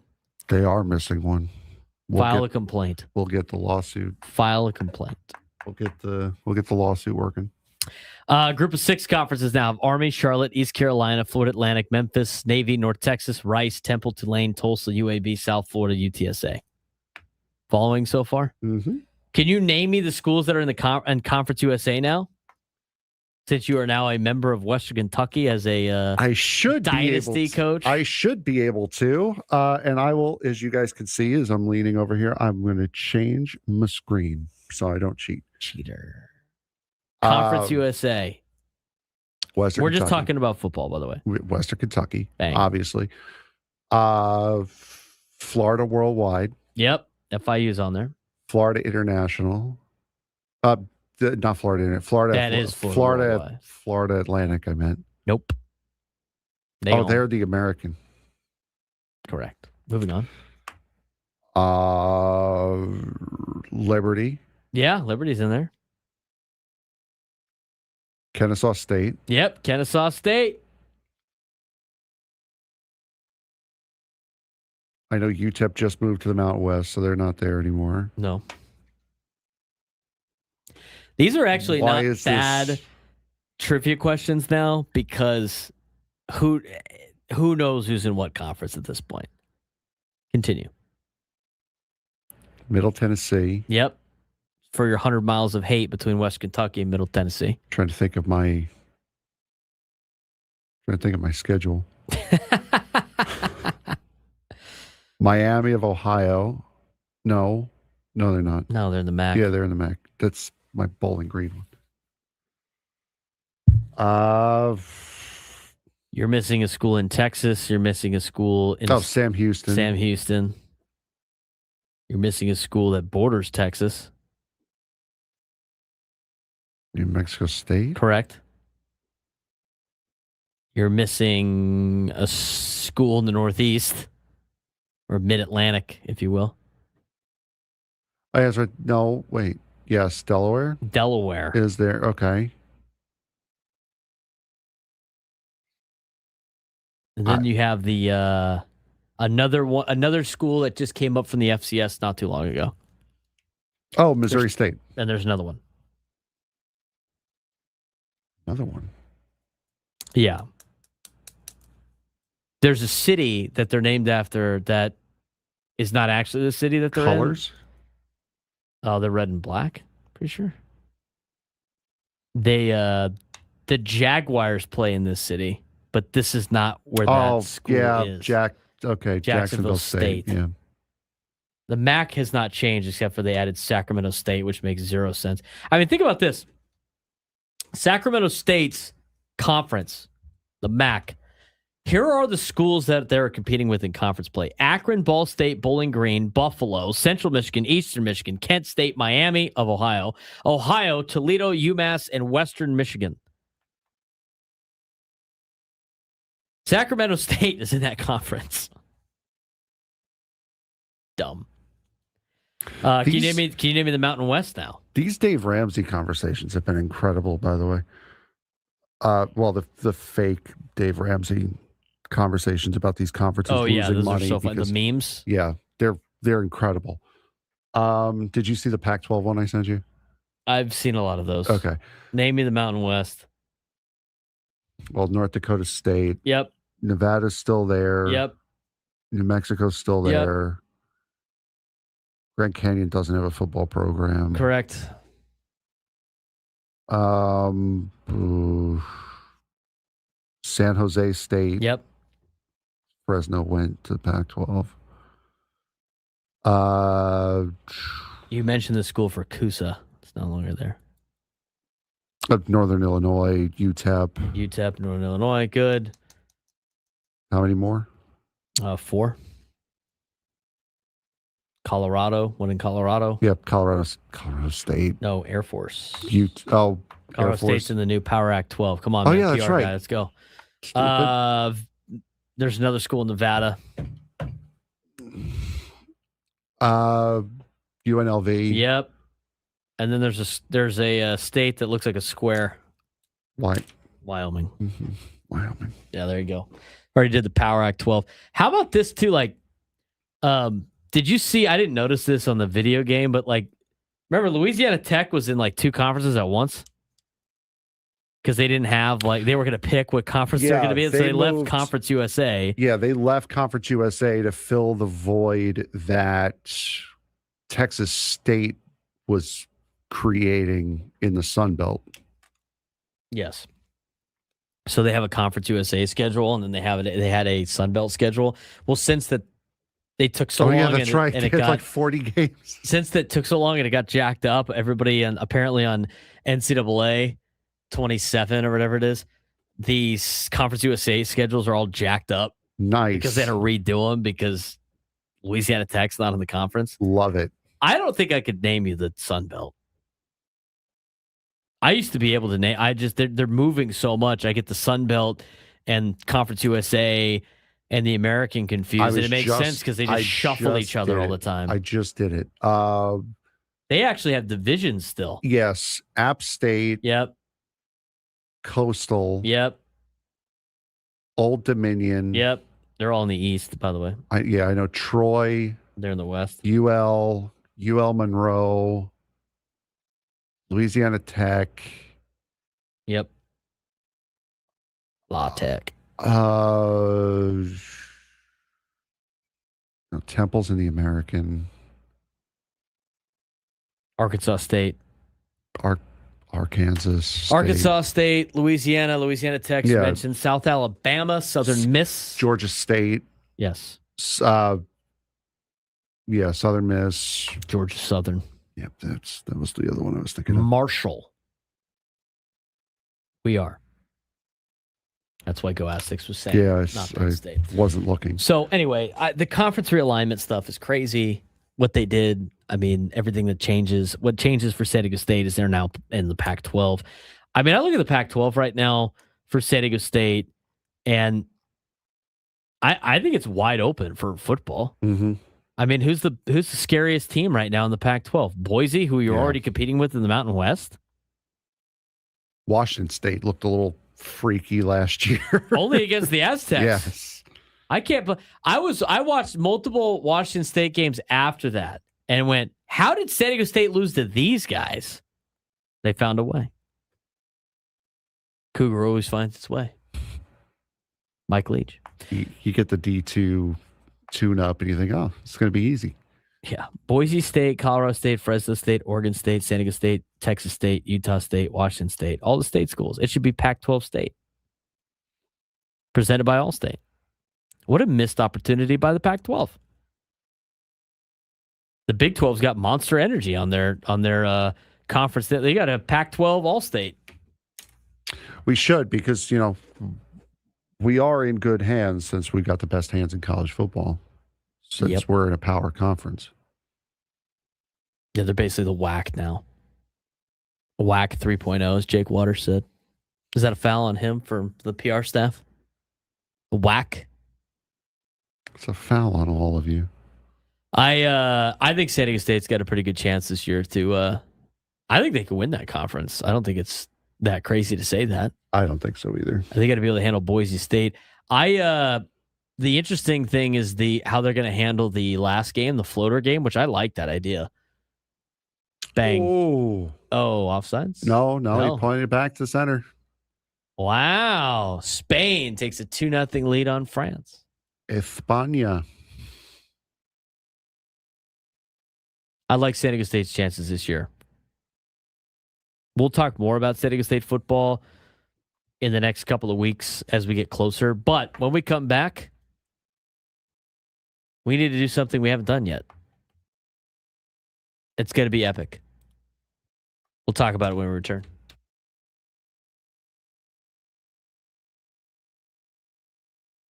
Ryan Blaney won one of NASCAR's wildest races of the season after the checkered flag flew at nearly 2 o'clock in the morning.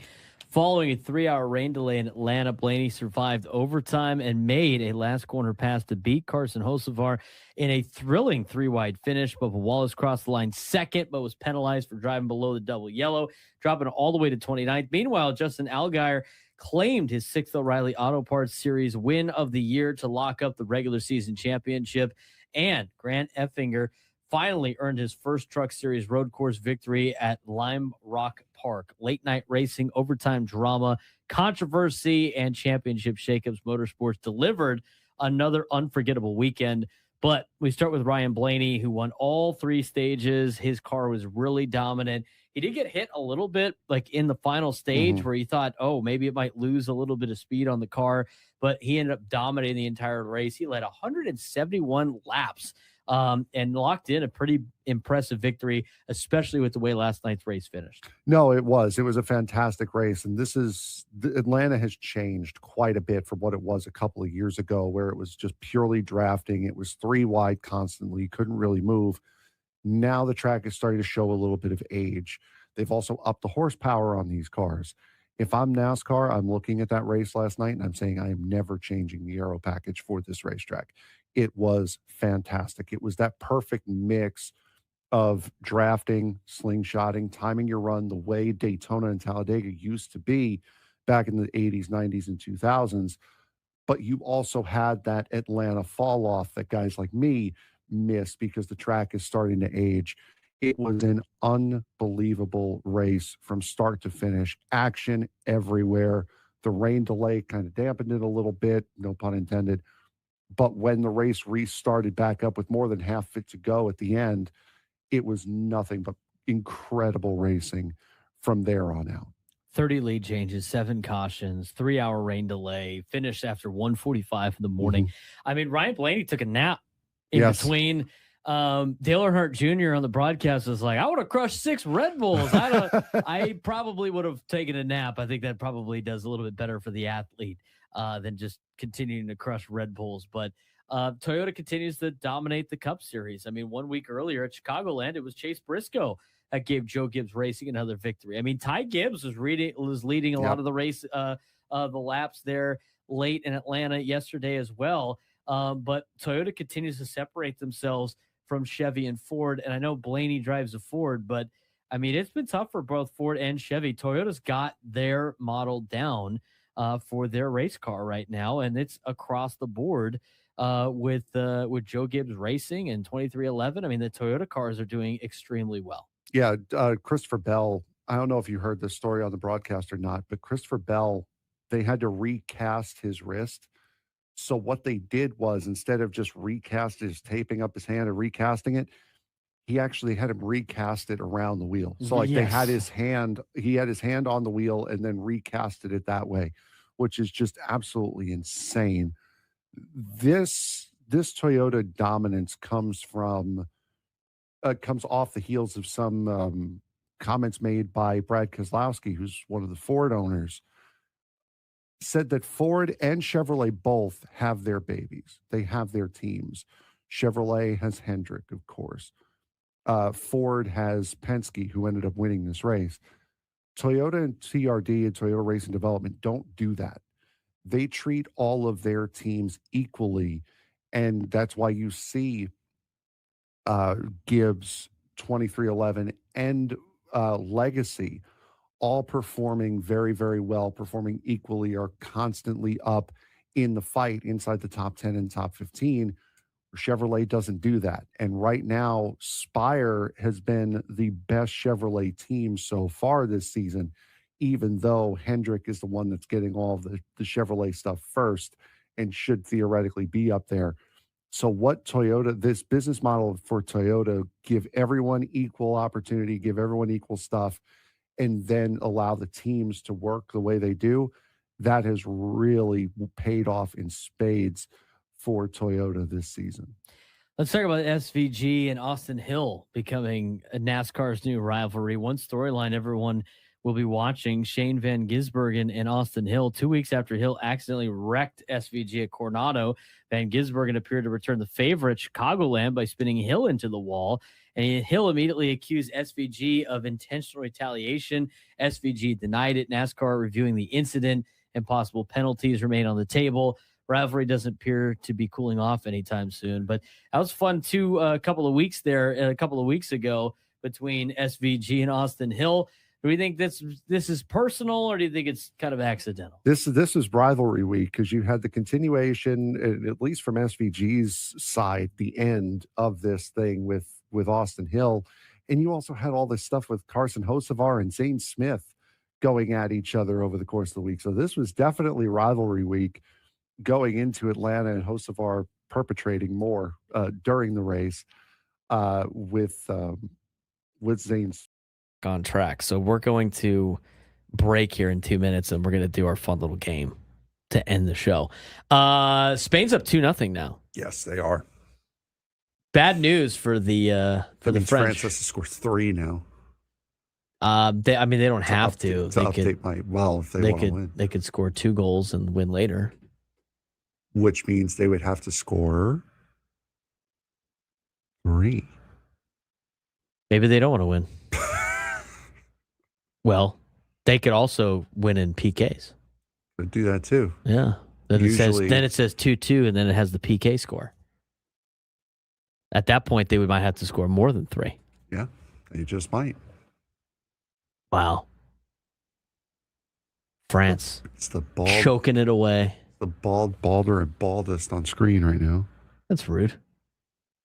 They're FIFA executives. It's not rude. I see this. I saw this the other day. I have to give. This is such an unprecedented thing for me. Like, as a high school football coach, like, one of my players has more endorsements than like our morning show does. More than I do.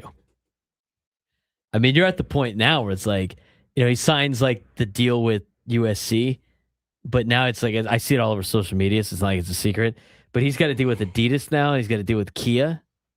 He's got a car deal. I don't think anybody here has a car deal.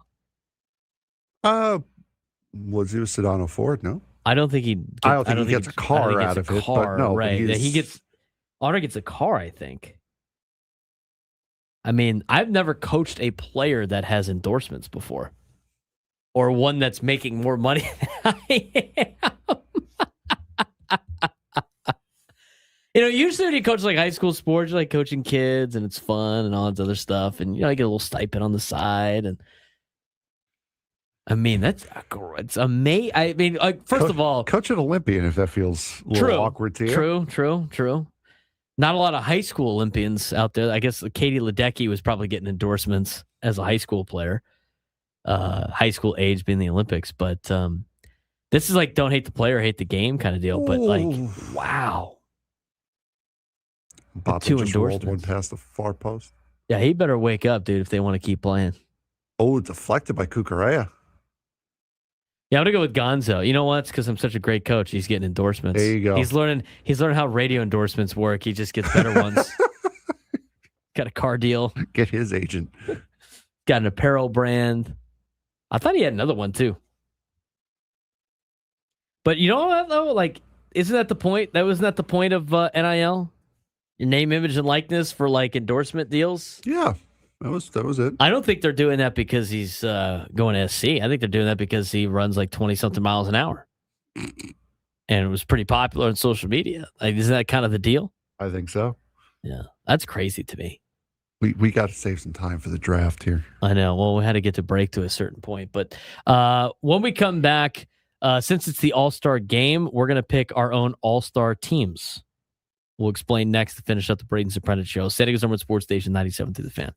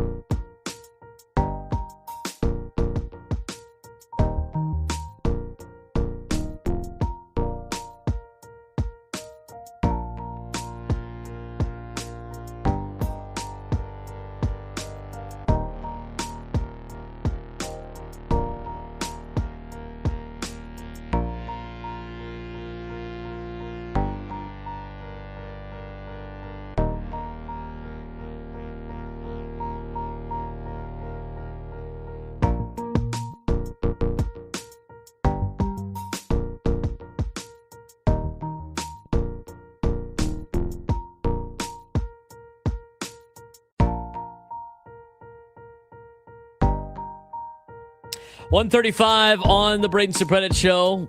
Did not get to the midday sports standoff today, but if you were able to take me down to sports trivia this week, you'd be qualified for a chance to win our grand prize, a 2-night stay at Fontainebleau, Las Vegas, and a $150 food and beverage credit. Oasis Pool Deck at Fontainebleau, Las Vegas has officially opened for the season, offering a 6-acre elevated pool experience with 6 distinct pools and a beach. Enter to win the 2-night stay at Fontainebleau, Las Vegas, and a $150 food and beverage credit. To book your stay, visit FontainebleauLasVegas.com.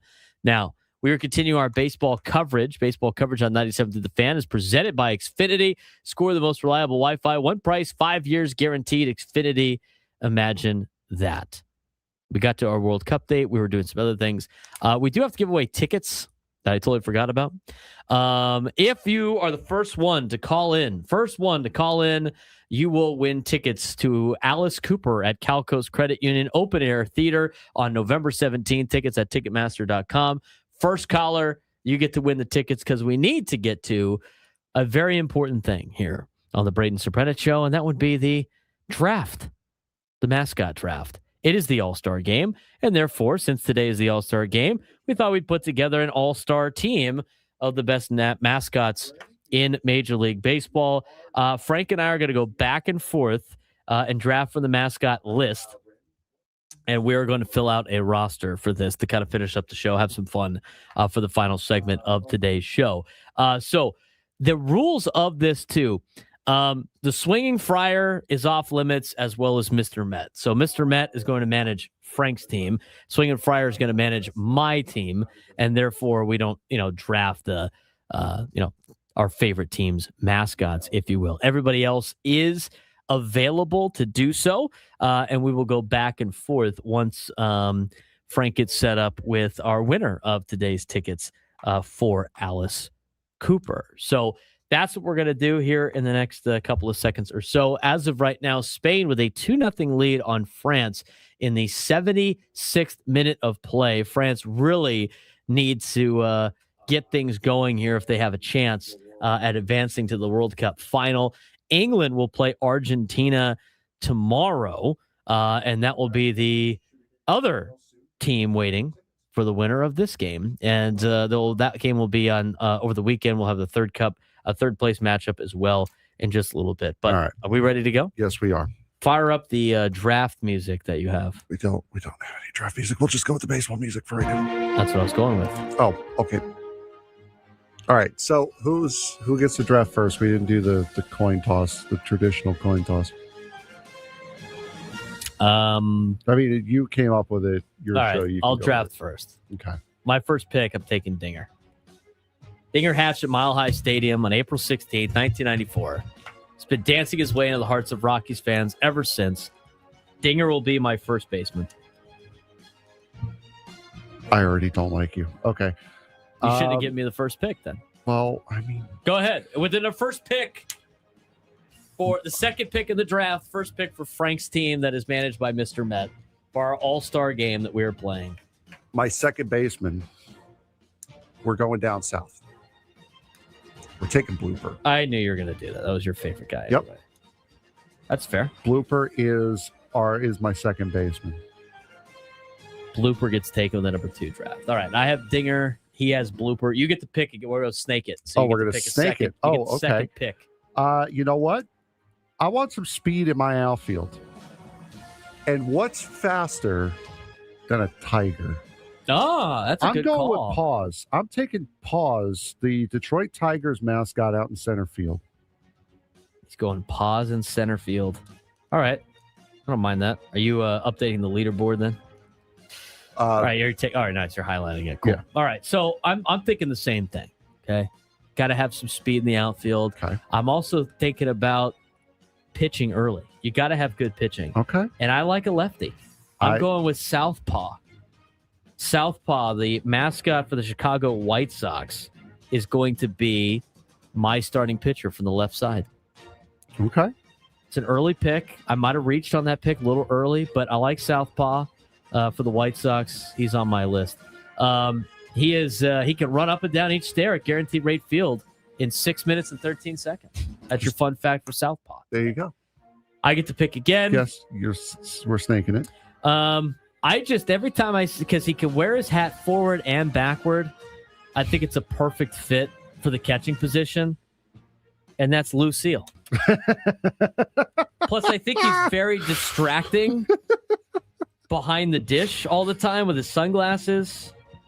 That could be a problem for some people. I don't think anybody's going to be able to read his signs, so I'm going with Lucille for my next pick. So those are my three that I have. I have Dinger, I have Southpaw, and I have Lucille. I want some youth. And one position where you really need youth is third base. You want somebody agile. You want somebody to be quick. That's why I'm going with Clark the Cub. That's fair. He's a baby bear. We're going with Clark the Cub for third base. Next pick, I'm gonna stick with the outfield. I want someone who can really fly. Again, I want a lot of speed in that outfield. I want someone who can really fly. I'm taking Screech. Okay. The bald eagle, the Washington Nationals mascot. You put him in the left or in right? I'll throw him in right. I got some confidence in his defensive ability. Screech in right for the Washington Nationals. All right, I got two more picks here. I got Lucille at catcher. I got Dinger at first base. Got Southpaw on the hill from the left side. You know, no fun team is complete, especially for baseball mascots, without Pirate Parrot. Pirate Parrot rides a motorcycle. He loves popcorn, jams out to Taylor Swift, but also Pirate Parrot's pretty funny. I like Pirate Parrot up the middle. You know, he's not necessarily the tallest, little stockier guy. Already got Dinger at first base. I think he probably plays a pretty good second base. I'm going with Pirate Parrot as my second baseman on my all-star mascot team for Major League Baseball. I get the next pick. I know I have to go address the outfield.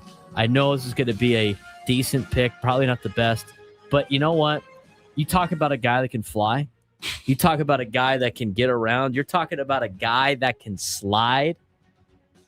There's no other than a guy that moves fast down a slide than Bernie Brewer. And I'm going Bernie Brewer in center field, roaming the outfield for me in center, Bernie Brewer. Okay. All right. It's about the point of the draft where we need a little bit of power here. Need a little bit of slug. I need a first baseman. Yeah, you do. I burned mine early, but I needed to. I am going with Kansas City Royals mascot Slugger. Oh, all right. Give me some power, my first base position. I was thinking about putting him out in the outfield, but you know what? First base, Slugger, or, just not bad. Slugger going to first. I think we'll do that. And then... By the way, that's Slugger with 2 G's and 3 R's. T-I double good. Yeah, well, that works. This is an interesting one. I think I'm going to go with my pitcher here. Now, what you want a guy who's going to go out there and really just eat up some innings. Okay. Kind of guy who's going to be like a real hard-nosed kind of guy. You want kind of a moose out there. I'm taking Mariner Moose. Mariner Moose is great. And Mariner Moose is going to be going 8 every single night because I believe he could do it. You're throwing Mariner Moose? Mariner Moose on the mound. Okay. I'm not intimidated by Mariner Moose. I'm going to tell you that right now. Not on the hill. I know he's a tall drink of water. That might be a problem for some people. I'm not afraid of Mariner Moose. All right, so I got 2 picks now. Now I got to start going with some of my favorites too. Mixed in with still some skills. I like, in this next pick, I really like, this is going to be tough for me because I'm thinking skill, but I'm also thinking favorite. I think I can save one of these guys, but I'm not sure. For the later rounds. Oh, okay. I mean, I basically have drafted every NL West mascot anyway. Yeah. I might as well add to the list. Now, this guy is known for most high energy and mischievous mascot of the bunch. I think that's perfect for left field. I'm going Baxter the Bobcat Okay. out in left field.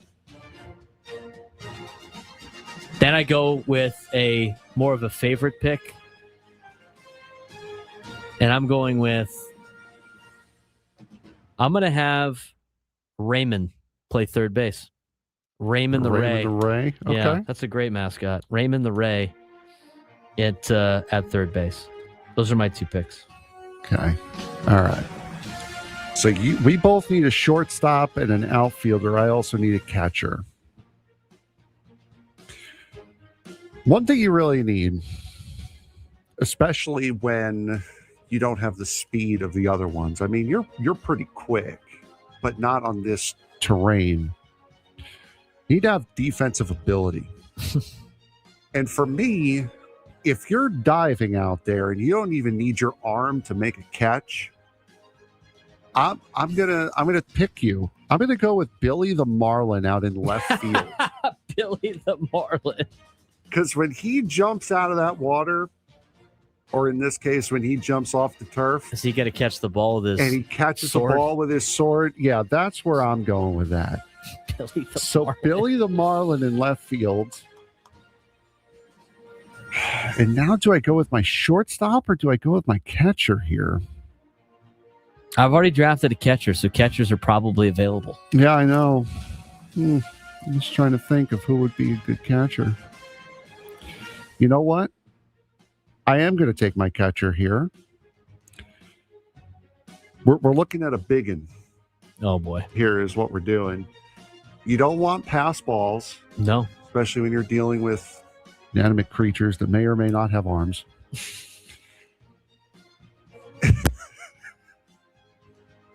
So you need someone to really take up a lot of room back there. And who takes up more room than an elephant? Ah, I knew you were going to go there. I'm going with Stomper. Stomper for the Los Oklahomento A's. Give me the Heffalump out behind home plate. All right, so I got 2 picks left. You got 1 pick left. Yes. This was where it gets hard because I've left too many favorites around that I would like to have on my team. And it's going to be a tough pick here. These are going to be tough picks. There are some people that are going to be going to free agency. Yeah. Just imagine when we do this for like the NHL tomorrow. I'm going to go with my shortstop.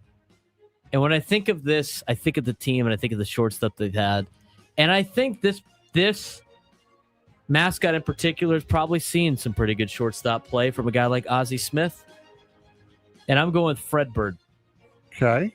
1995, Fred Bird, for the first time since he was hatched, started wearing shoes, and it gives him a little bit extra range. So I got Fred Bird at shortstop, which leads me with Your right fielder.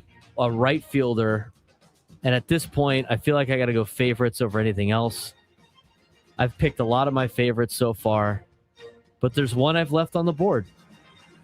And I will not let him stay on the board for much longer. And it's been a tough choice because I thought about Orbit, I've thought about the Philly Fanatic, not really. I didn't really think too much about Oriole Bird at all. And you know what? I thought about Wally because it'd be kind of fun to have Wally be a catcher because what's better than stopping a pass ball than a wall? But I already drafted Lucille. And this guy has the best mustache in the game. And I'm going to put him out in right field. And that would be the one, the only, Mr. Redlegs. Mr. Redlegs is my next pick, my final pick. Well, Rod is right. We do need a DH. Okay. So, okay, we'll do that. Well, I had one. So one more, I'll one pick. more round. So I'll pick my shortstop, and then we'll get the DH. My shortstop, I was a little concerned because you just said his name. I'm going with Orbit.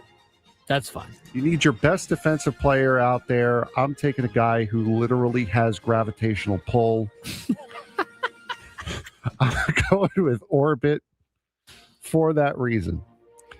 Designated hitter.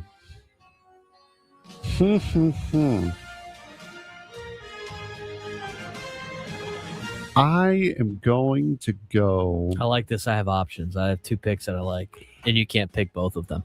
because you've already wasted one on Orbit, which I think is one of the most overrated mascots. But again, gravitational pull for a shortstop is kind of important. Fair enough. As far as defense is concerned. As a designated hitter, they know you can hit fastballs, so you're going to see a lot of breaking balls, right? Okay. For that, why not get a guy who's named after one? A breaking I'm going with Slider. Give me Slider as my DH. I saw a fun fact about Slider, and I don't. Where did he go on this list? Slider enjoys his favorite ballpark bites, popcorn, hot dogs, and pizza. Also, this is why Frank really drafted Slider. His favorite movie is Muppets Take Manhattan. Oh, I mean, that's the real reason why you took Slider, probably as that's your not DH. the real reason why I took Slider. He takes Slider, and you know what? I'm going to have the last pick. And it comes down to TC Bear, not interested. Oriole Bird, not interested. Mrs. Met, I roped that in with the dual managers for Mr. Met and Mrs. Met. All right. I wasn't going to. Rangers captain, he drives an ATV, but it's coming down to Wally and it's coming down to the Philly Fanatic. And you know what? I'm going to leave the Philly Fanatic there. And I'm going to go with Fanatic's a free agent. I'm going to go with Wally to release his inner David Ortiz, one of the best DHs around. No, remember. No. Remember, they got beef. They have beef. Wally and Ortiz have beef, remember? They have squashed the beef. Have they? Yeah, I went to Fenway. They have squashed the beef. Okay. All right. I'm going with Wally to be on complete my team. I think the Fanatic, you know what? I think the Fanatic has to run the mascot game and be the umpire anyway. It's only fair since he's the most notorious mascot. But that's perfect, though. We have our teams, we have our hitter, we have our pitchers, we have our DH, we have all the fielders, and we have, if you're putting Mrs. Met in with Mr. Met, we have 4 left. So that's perfect. For your umpires? We've got Oriole Bird, TC Bear, Philly Fanatic, and Rangers captain as the umpires. Real quick, everyone's involved. My all-star team selection for the mascot mashup, if you will. Lucille's my catcher. Dinger's my first baseman. Pirate Parrot plays second. Raymond the Ray plays third. Fred Bird at shortstop. Baxter in left field. Bernie Brewer in center. Mr. Redlegs in right. I got Southpaw on the hill. And Wally's my DH. And the team that will be winning this all-star mashup. You can't play in a game. Stomper as my catcher. Slugger is my first baseman. Blooper at second. Clark the Cub at third. Orbit at short. Billy the Marlin in left. Paws in center. Screech in right. I got Mariner Moose throwing on the hill. And Slider as my DH. Winners, mark it down. I would almost rather see that as a celebrity softball game. Have all the mascots play a game over some of the other events that they do. $100P. I would totally watch that all-star game tonight. We should ask AI who would win. That's actually funny. We'll get the results tomorrow on the Braden Surprenant Show. Quinn and Chris coming up next.